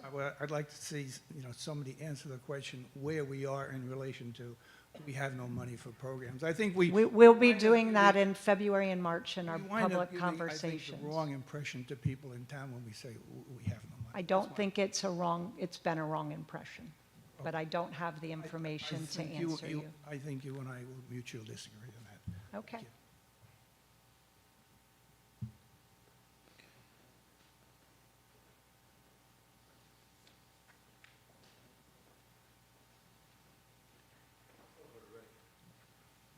you. Rich Desiano, Watchung.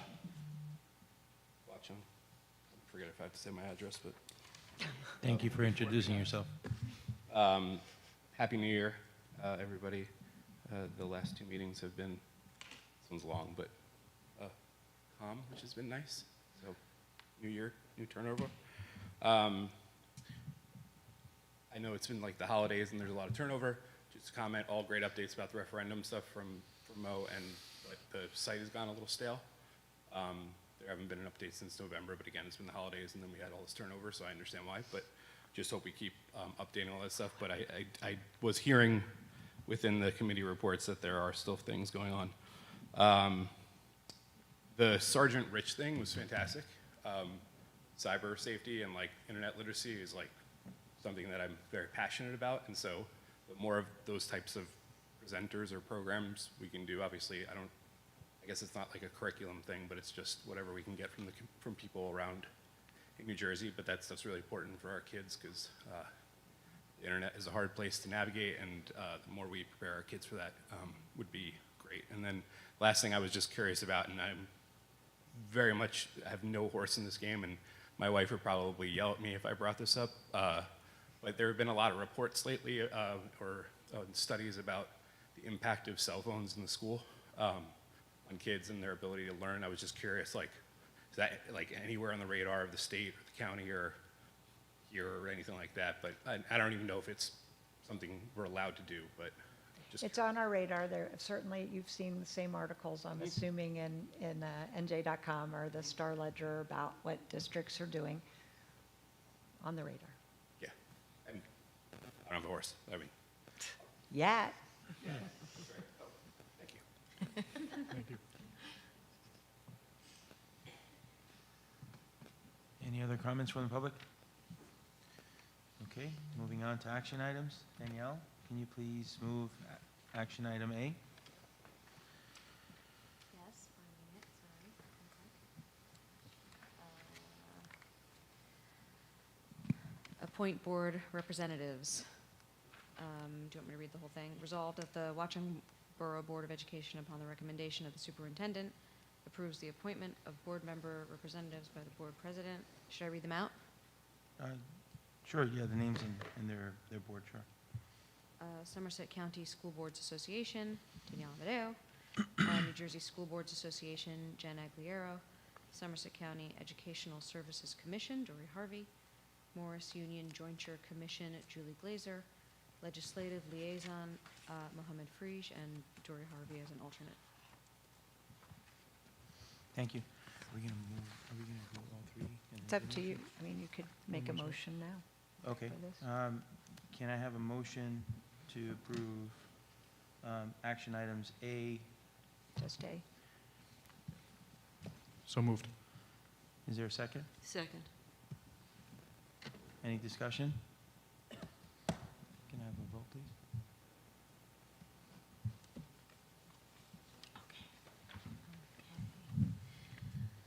Mrs. Amadeo, Yes. Mr. Frage, Yes. Mr. Gonzalez, Yes. Mrs. Gugliaro, Yes. We're going to get it right. Mrs. Harvey, Yes. Mrs. Jewett, Yes. Mrs. Santos, Yes. Mr. Ingracia. Yes. All yeses, motion passes. Okay. I think you have reports, though. Thank you. Yes, so on January 11th, the Board of Education had their first retreat in a while, and I think as a group, we were very productive and focused. Ms. Thornton from New Jersey School Boards led us to the ACNA training and board operation scenarios.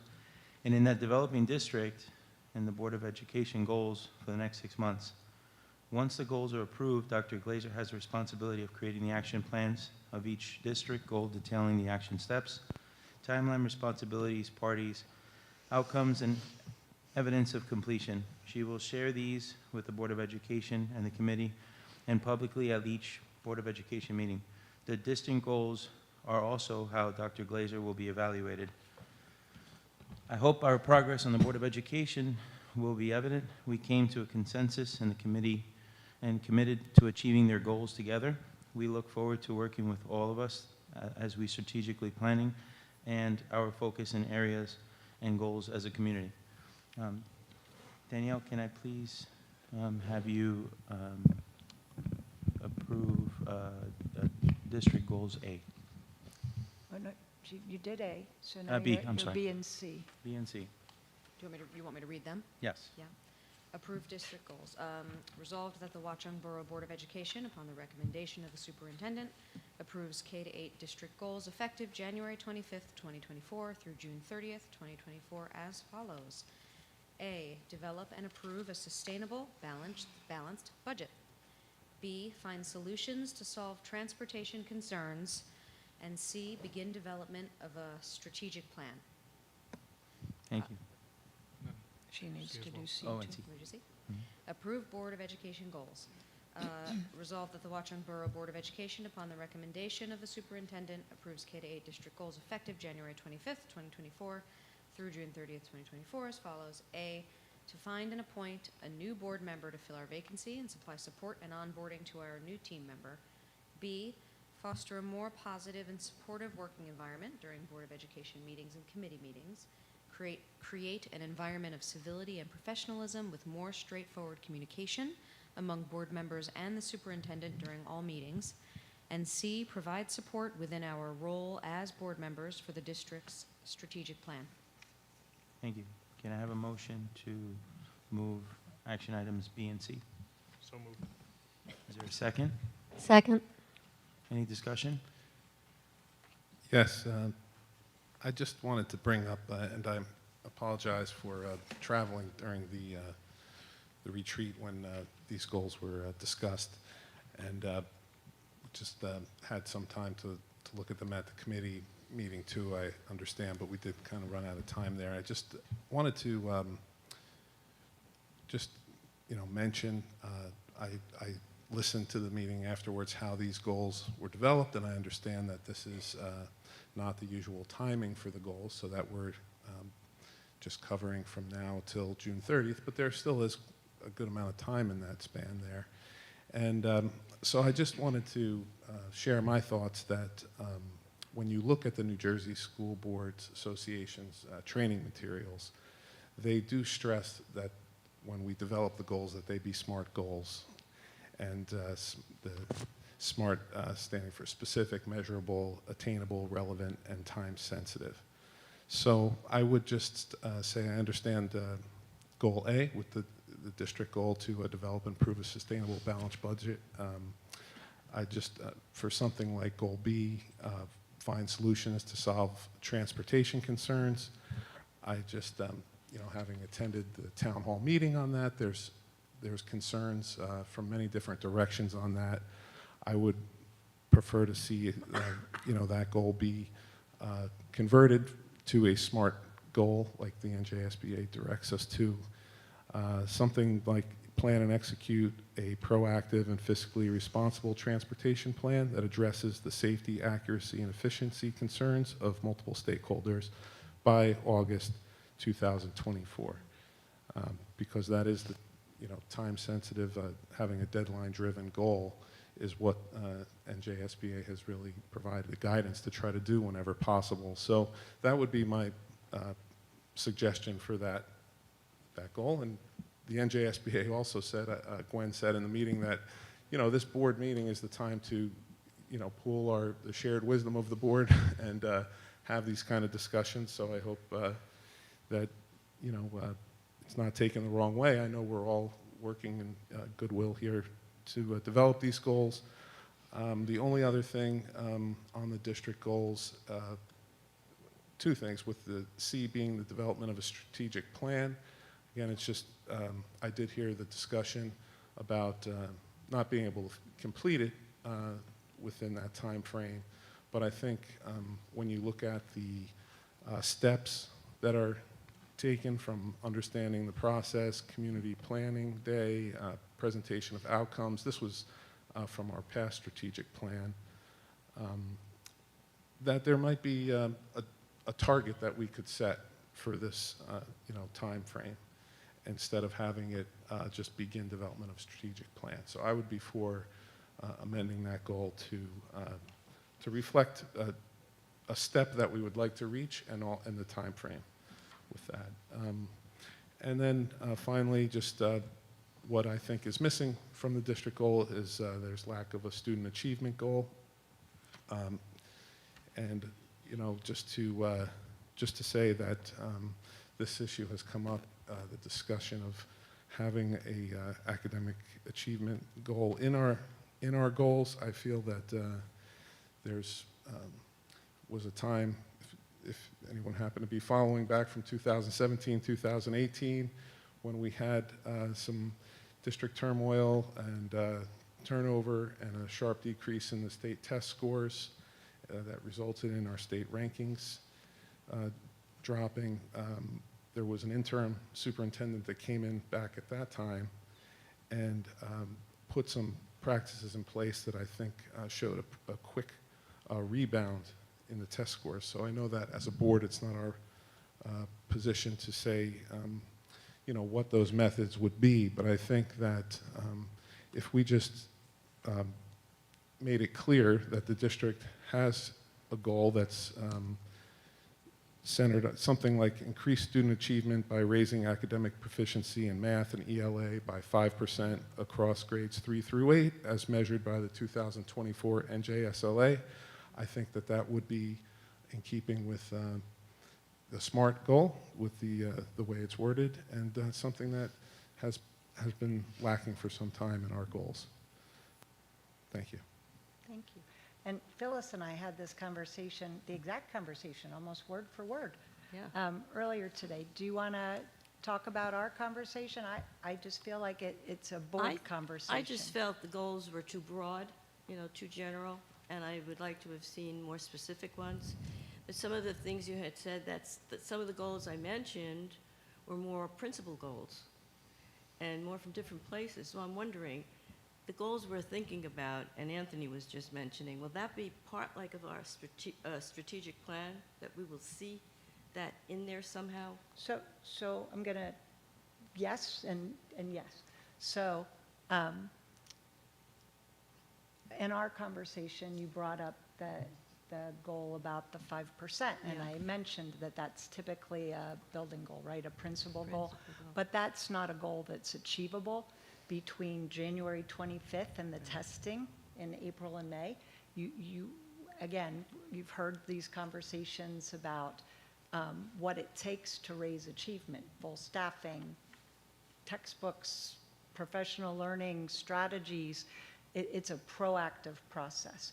And what Phyllis and I talked about is that in a strategic planning process, right, just as you said, Anthony, you go out to the community, you survey, you bring people in, you get all of those perspectives, themes develop, and from those themes, focus areas. I've been doing this for 20 years. I have never, not once, seen a strategic plan that did not have an academic goal. And even though you don't go into the process with a preconceived set of goals, right, it grows from the community, from the stakeholders. Again, I've never not seen that be a focus. And the same way, you know, we talked about, I just heard Manny, you know, go back through the process that Gwen went through with us at the retreat, those specific action steps, timelines. When Phyllis and I talked, when she presented that to me earlier today, Anthony, I actually wrote back, the very first sentence was, oh, yes, you and I are on the same page. It's always SMART goals. What Gwen was facilitating at the retreat was not to start there. Our biggest concerns in the next 6 months, biggest, is going to be the budget between now and May. It's going to be fixing transportation. And again, we've committed to that. I've already started those conversations. I have another meeting tomorrow. We're going to launch those. There will be an action plan for that, as Manny said. To begin the strategic plan is huge. It's not just a survey and bringing people together. I hope we bring people together a number of times on a lot of topics, transportation, academics, whatever those topics are, to develop those themes and focus areas. I'm assuming we're going to be looking at I prefer a 5-year strategic plan. That's up to the board. But the steps that come under that, that's the most important part. And that's why at the retreat, Gwen didn't feel that we could be done by June. I wish we could. It's not going to be realistic, because on top of all of this is important. These are our priorities. Please remember, we are also doing a referendum We have 3 full packages being done this summer. We have ESY this summer. We have, I want us to be realistic. Not that they aren't SMART goals, but that at least for the district goals, those action plans that you'll see in the next couple weeks if these get reviewed, have that level of detail. Have each of those specific, measurable, attainable, realistic, and time-bound aspects to it. So actually, this is really until June. That's Yeah, what- it's only June. You have another retreat So in it's June just where for we'll set June. for the whole year. But the hoped-for outcome is, right, that we've already started this strategic planning process, that we've already found some of those focus areas. We've already, as a community and board, identified what those priority areas are so that we're ready for. So starting, in September, we could work towards some of the Oh, things, right? We're already looking to that. Yeah. Right? that- And I that's don't what want to was speak concerned for Ms. Kidd. I know she's sitting here, right in the front row. But that is what happens. We have typically, right now, our strategic plan is ending. Again, I wish it would have started last year, and it is what it is. But you would have your strategic plan, your focus areas, right? And those goals, those are overarching for all of us. Then under the strategic plan, right, you have your district and board goals. Okay. Then under that, you have based on, test scores, need, whatever criteria it is, you have your building goals. And then each of your staff members, I think you know this, but just in case you don't, each of the staff members also set goals related back to the district goals that relate back, the building goals that relate back to the district goals that relate back to the strategic plan. There's actually a role for every single person in the organization in moving those goals forward, whatever they are, if that helps. So we'll be able to see something like what I was saying. That's what I mean. You're going to be able to see, but again, again, we've had this conversation. I know I've had this conversation often in the community. There has been a long time, right, without investing in staff and textbooks and professional learning and whatever. Those things all have an impact, and those things, it's taken time to see that impact. Even if you wanted to see a 5% growth in test scores, I would love to see that. It would be the best, wouldn't you? You would love to see that.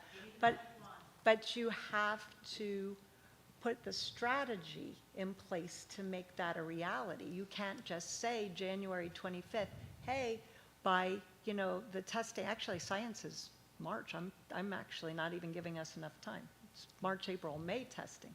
It's not a realistic, when we're talking even SMART goals, it's not realistic, it's not attainable in this, not that we don't want that, it's just not, it has to be part of a bigger picture. But it would be realistic if we started this in September. Well, it still wouldn't necessarily give you 5% by March. No, I'm not going to say 5%. But That's no, just and the- I'm not saying that we shouldn't aspire to that, and I'm not saying we shouldn't have measurable Yeah. goals and outcomes. That's a really important aspect, right, of goal setting, to have measurable outcomes. I'm saying that I don't think that there's ever been a time, I don't know when the Watchung Borough schools were founded, 1900, 1800, I don't know, but I doubt that there's ever been a time where every person in this community didn't want the highest achievement, the best for their children, right? I just don't believe that. And even though it is not a stated goal under our priorities for the next 3 months, it is always our priority. That's what we're here for. We're a school district. It's about the students in our school district, right? It's about their success for every child. So regardless of the, statement of the next 3 months, it's always front and center. Mrs. Kidd, are you ever not thinking about achievement, just curiously? Always. I just wanted to say, I understand the the need to measure goals because that's what we've done in the past. That's what we I always did should do. question Gwen about this, especially for the board goals, because it's usually the superintendent who puts the action plan together for the district goals.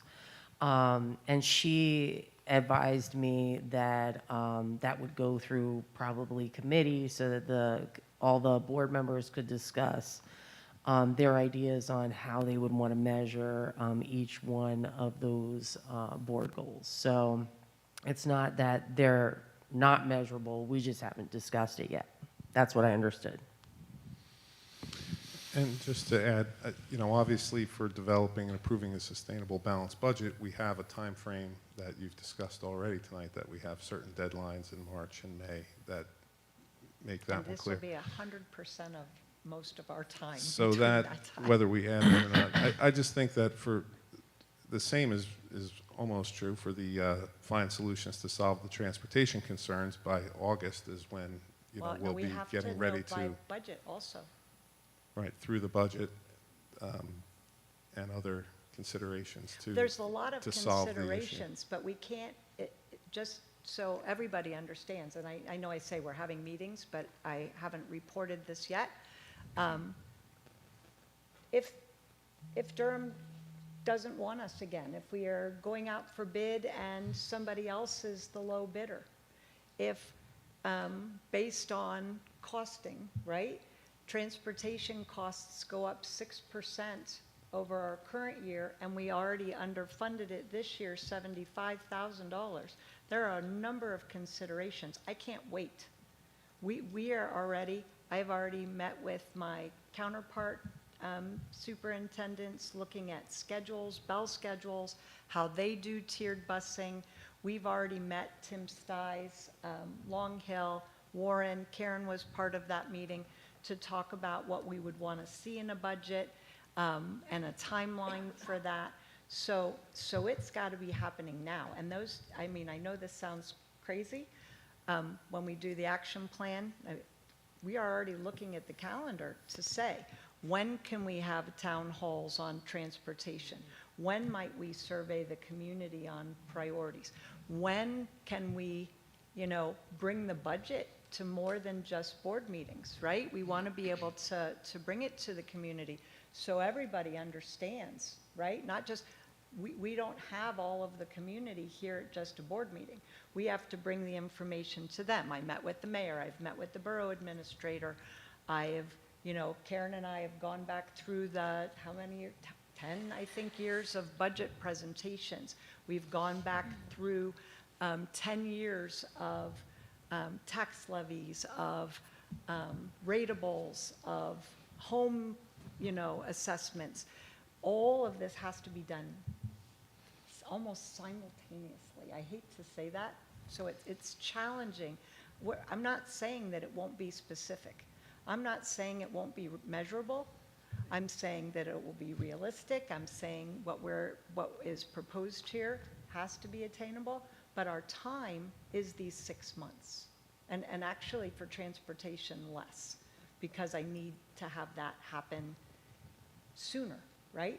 If we have to have the same software as the high school, if our routes are different because of different, I'm not waiting till August for that. Right. So then June 30th, is if you had to put a date on All 6 of it's these June goals have to an be out attained. date of June 30th.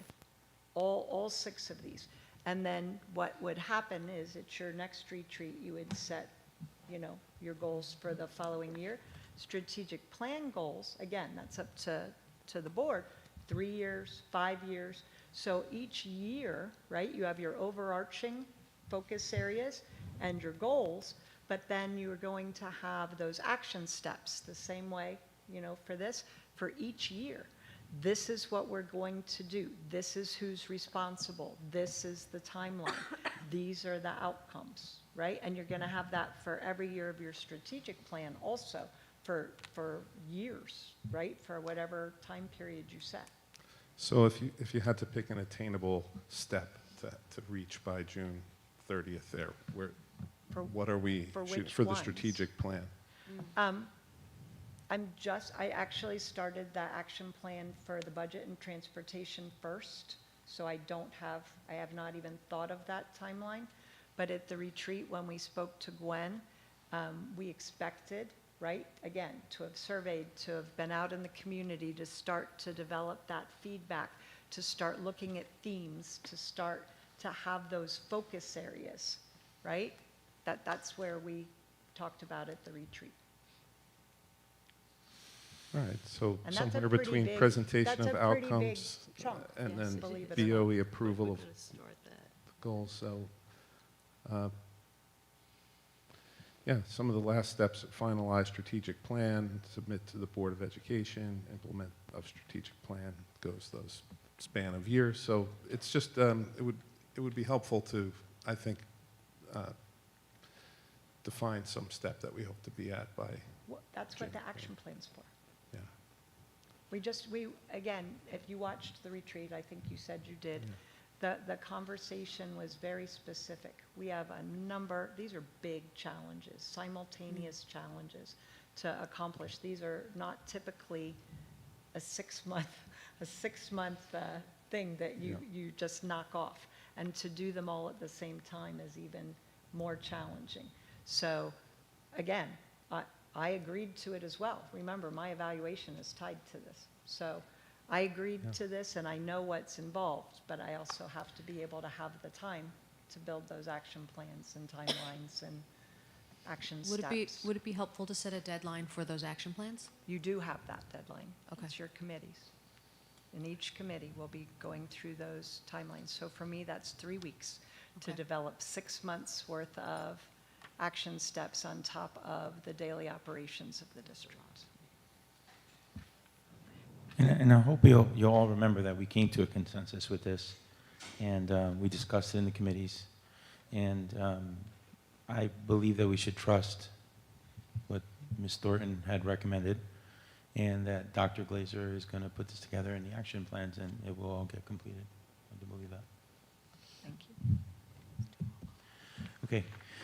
Thank you for the comments, Anthony and Ms. Harvey and Ms. Jouett. Can I have a vote, please? Mrs. Agugliaro? I'm sorry. Yes. Are we making a motion on a I certain? believe we did right We before. did. Right before this? Okay. This is Yeah, you for were just in B discussion. and C or B? B and C. B and C together. Okay, just wanted to confirm that. Yes. Mrs. Amadeo? Yes. Mr. Frage? Yes. Mrs. Harvey? Yes. Mrs. Jouett? Yes. Mr. Angasio? Yes. Mr. Gonzalez? Yes. Mrs. Santos? Yes. Motion passes. Excellent. Thank you. No, I'm up next. Oh, yeah. So, and I know this is a long meeting, so I don't know that I'm going to do this, but I do want you all to know, this is the Board of Education Recognition Month. This is when, districts like ours that have November elections and reorganizations bring everybody together. The New Jersey School Boards Association does this every year in January. We also acknowledge our board members at the New Jersey School Boards Association in October. I hope we'll be able to find a way to all be there together. This resolution, I couldn't be more proud to put on the agenda. Again, each of you will receive a copy of it. For the members of the public, it is on your agenda. I don't want to prolong the night. It's a long resolution. But please know, every one of the people sitting in front of you, as Ms. Eid said, is a volunteer. When they went out for election, put themselves on the line to be a part of this, to make a difference in this learning community, to make a difference for children. I hear all the time, oh, it's only 5 hours a month. And all of you will look at me and say, or 5 hours a day. and that's the reality. The work that you do is not just meaningful, but it is powerful and impactful. For people that don't understand the roles and responsibilities of a Board of Education, Our school boards are who set our policies. They oversee the operations, not the day-to-day, right, nitty-gritty. They are looking at making sure that the budget is balanced and sustainable, making sure that we have goals, all of the things that we're talking about tonight that's so, so important. And I think that I would be remiss in saying, not saying, honestly, that this work is in public. These are public officials, accountable to all of you and talking about the needs. So when we're having these discussions, civil discussions, important discussions like what we just had, this is how you know that your school board is targeted on making sure that you have the best possible education and outcomes for the students, that the achievement indicators are in place, that everything that we would want for our children is happening.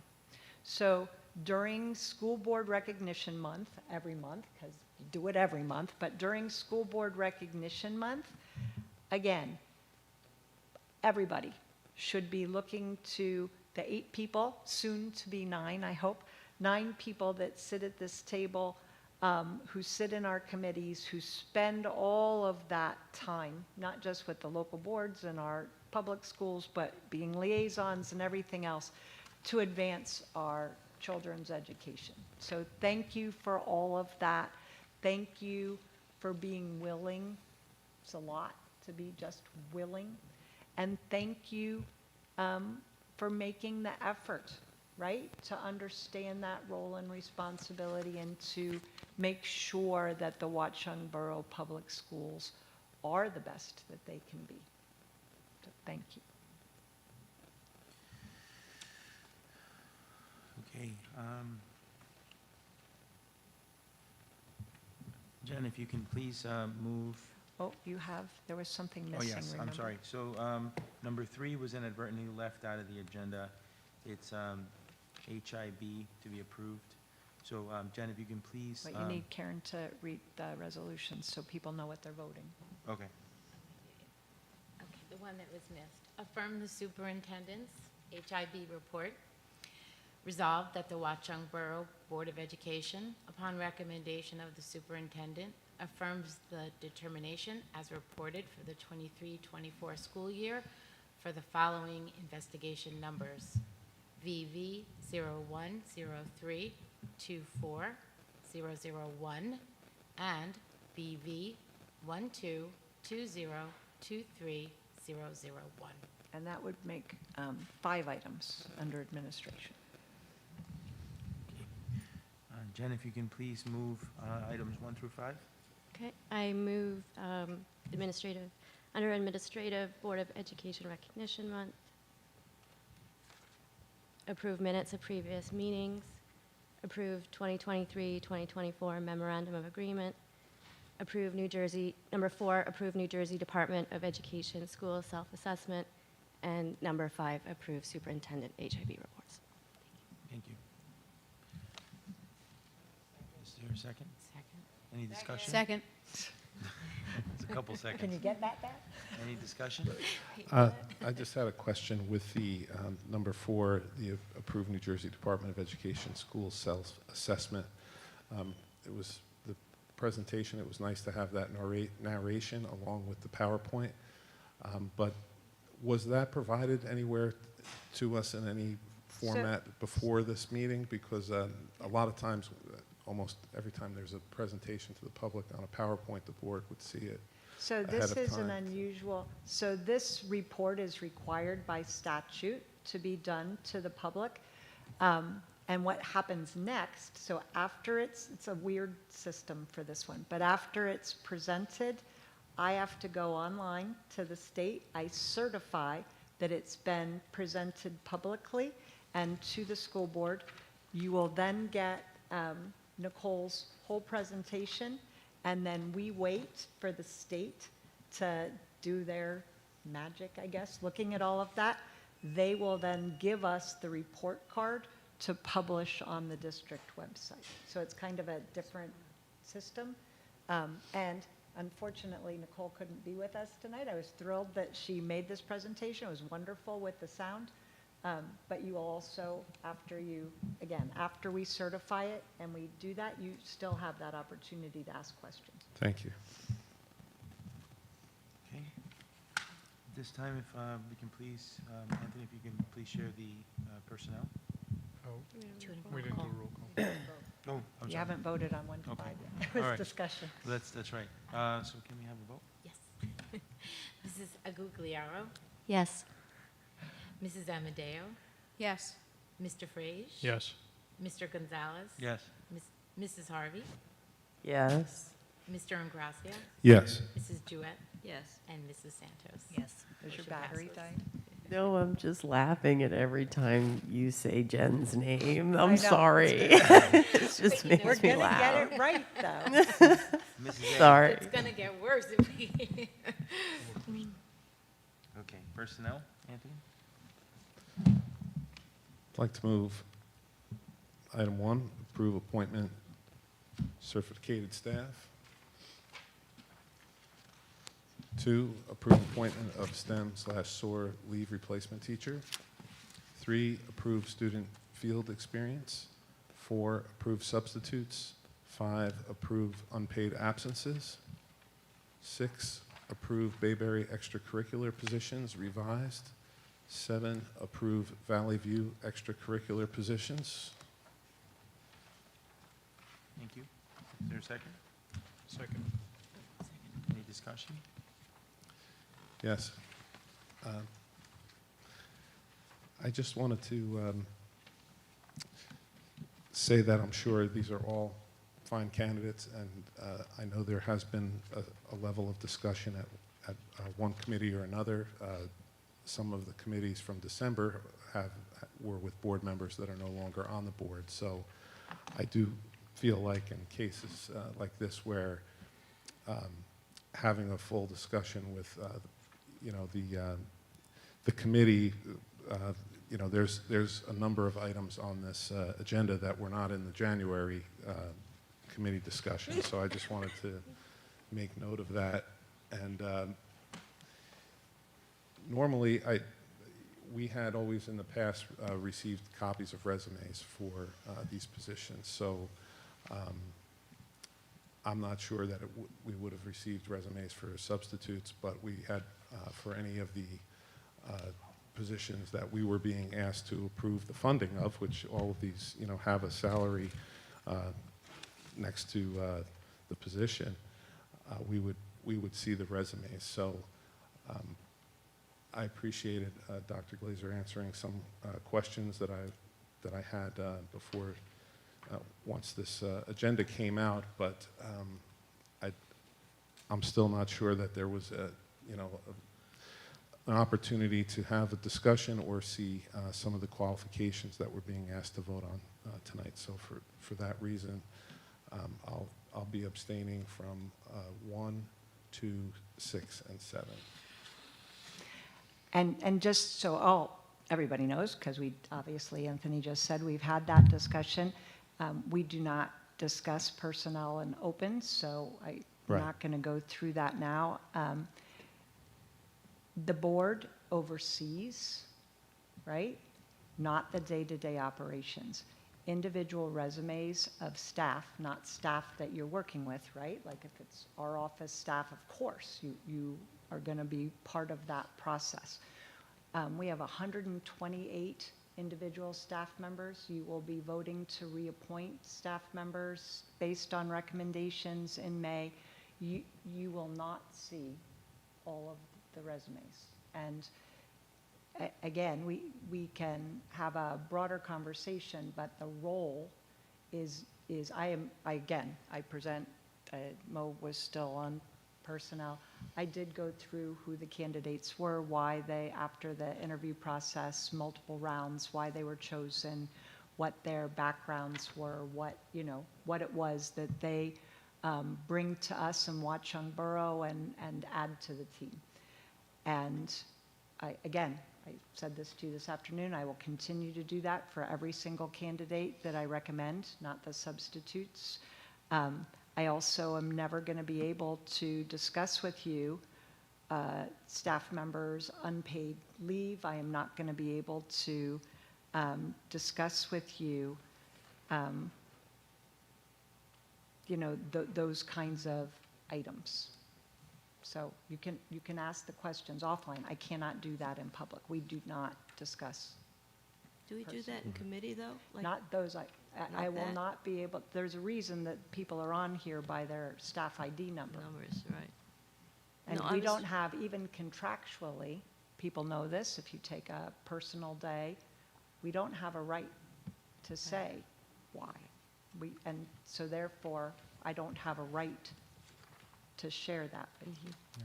And I wasn't asking or abstaining from any of those unpaid absences or anything. I just, when I pulled up our board packet from the I last saw month that, of but the last month of the doesn't make previous it administration, and had correct. all the resumes that we could review for Right. maybe And- not reappointment, but I didn't examine every board packet to see And what we'll we talk had. about this offline we because had it's, that, I don't yeah. want to prolong, it's almost 10 o'clock. I don't want to Yeah. prolong everybody's conversation. And I did see you responded again, and I didn't have an opportunity before the board meeting to read that or review it. Thank you. Ms. Bishop Johnson, can I please have a vote? Yes. Mrs. Amadeo, Yes. Mr. Frage, Yes. Mrs. Harvey, Yes. Mr. Ingracia, Abstain, item E1 and 2. Approve 3, 4, 5. Abstain, E6 and E7.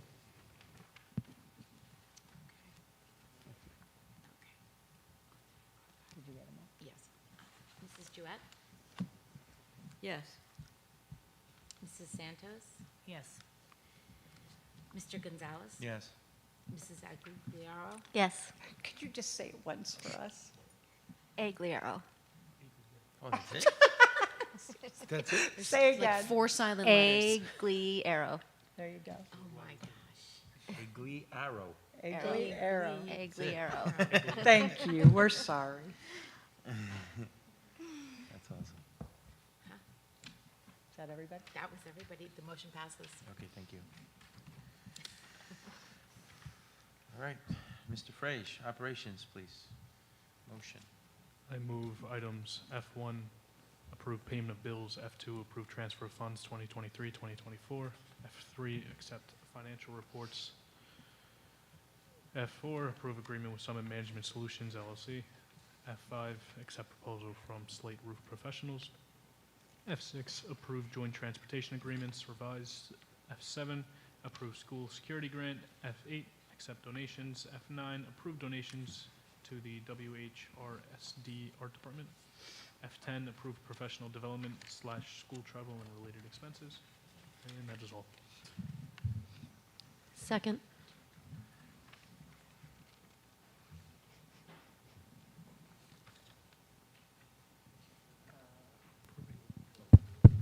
All right. I just wanted to thank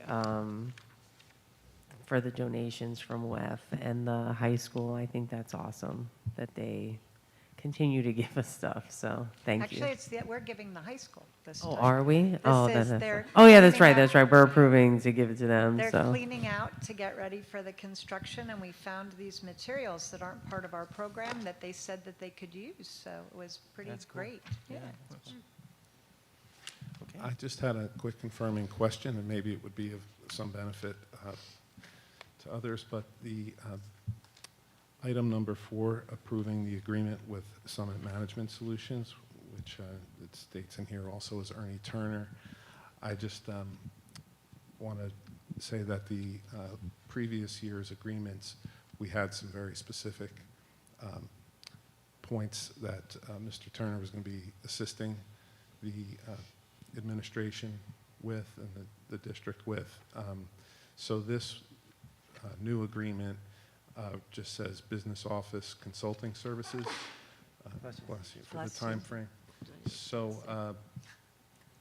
I assume it's very similar, but we had budget. There was both the building assistance with building the budget and getting the software to interact properly. With the referendum, there was parts of the bid process that he would be helping with. That's the challenge. Right. He was hired by the board for the referendum, and there is a contract specific to the referendum, and that's very easy to pay him out. When he was helping Patty at the end, and as he's helping Karen, there is not an agreement any longer for the budget, for the software.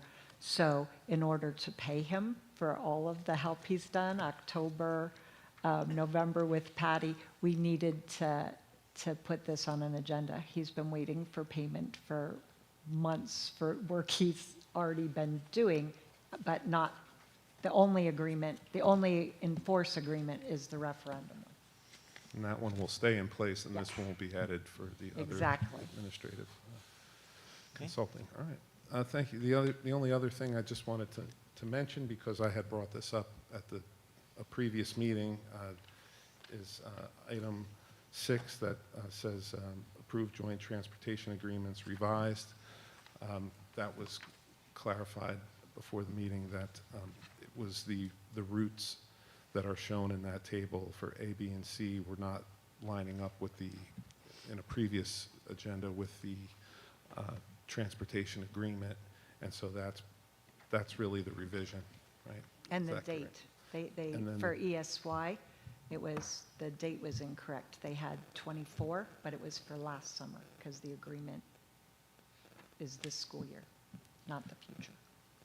All right, and the only thing that I wasn't sure, which I don't think need to answer right now, but it just is when you see the costs of, under the fee column there, for some being 1,800, 18,000, and then we have that one that's 76,000 and change, plus a per diem rate. I was wondering if we could just confirm how many students that might potentially be serving with, to be answered Yeah, another time. I get, I was going to To say, be- to be continued. Yeah, thank you. Okay. Can I Wait, have a- explain that to me a second. I'm looking at that 76,100. So the agreement is for Morris Union Jointure Commission to transport our special education students here in the borough Right. to Bayberry School. And Anthony's asking, is that 1 student, is that 5 students, 10 students? The agreement says students because IEPs are private, but I can find out Okay. easily the number and share that with him. Because it is the closest, just seeing the, What's the closest? well, I'm not sure actually the mileage, by mileage, but it's just, we're transporting. Yeah, it doesn't the- work that way because the route, remember, the buses are, the agreements with Morris Union Jointure Commission. I have no idea where Right. the buses But come this is from. for the route. Watchung students coming to Bayberry School. within For, the town. during the course of the year, twice a day. Thank you. And just if it helps, I don't know if it'll help at all, but when we looked at, for our transportation issue, when we looked to have just a one-off bus, right? Like if we had an extra bus, created an extra route, it was gonna be $96,000 for the school year, for just that one bus. So, again, I don't know if it helps, but just for context. Thank you. So we're going to get back to Phyllis on what, To Anthony, he just Anthony. wanted to know the number and all. but it's not going to be one person, so. I honestly don't know. You don't know, okay. It says students. I don't expect because it says students, Yeah, but yeah. I don't know. Okay. All right, can I have a vote, Ms. Yes. Johnson? Getting this over with right now. Mrs. Agliaro, Yes. Yes. And Two yeses. Mrs. Amadeo, Yes. Mr. Gonzalez. Yes. Mr. Ingracia, Yes. Mrs. Jewett, Yes. Mrs. Santos, Yes. Mrs. Harvey, Yes. Mr. Frage. Yes. All yes, motion passes. I love how you surprise us on who you're going to call. Tricky. Okay, curriculum, we don't have anything. Nothing for the agenda. for the agenda. So, Dory, can I please have you? Sure. I move 1 second reading and 2 first reading. And that second reading, just so everybody knows, this is a weird thing. They did the first reading in November, it was approved. The policy committee didn't meet in December because they didn't want to have a second reading, right, of something, you'd have 2 different boards. And because they didn't meet, the second reading of this policy didn't get done. Second? Second. Any discussion? Quick question, did I miss where the document showing the Board of Ed vacancy details existed? I thought that would be under policy, am I wrong? It doesn't need to be It doesn't need to be approved, the Okay. letter. I wanted all of you to approve it, but it Right. doesn't need to be board approved. Okay, okay. Can I have a vote, please? Mrs. Igliaro, Yes. Mr. Frage, Yes. Mrs. Harvey, Yes. Mrs. Jewett, Yeah, yes. Mr. Gonzalez. Yes. Mr. Ingracia, Yes. Mrs. Santos, Yes. Mrs. Amadeo. Yes. Motion passes. Thank you. Any board business? Seeing that there's no board business, we're going to move on to comments from the public again. Public looks like they want to go home. I was going to say public's asleep. You can't see them. I was going to say you can't see at home, but the public's asleep. May I have a motion to adjourn? So moved. Is there a second? Second. Discussions? Meeting adjourned. Favor. All in favor? Say aye. Aye. Meeting adjourned. Thank you. Thank you all for sticking with us. Safe home.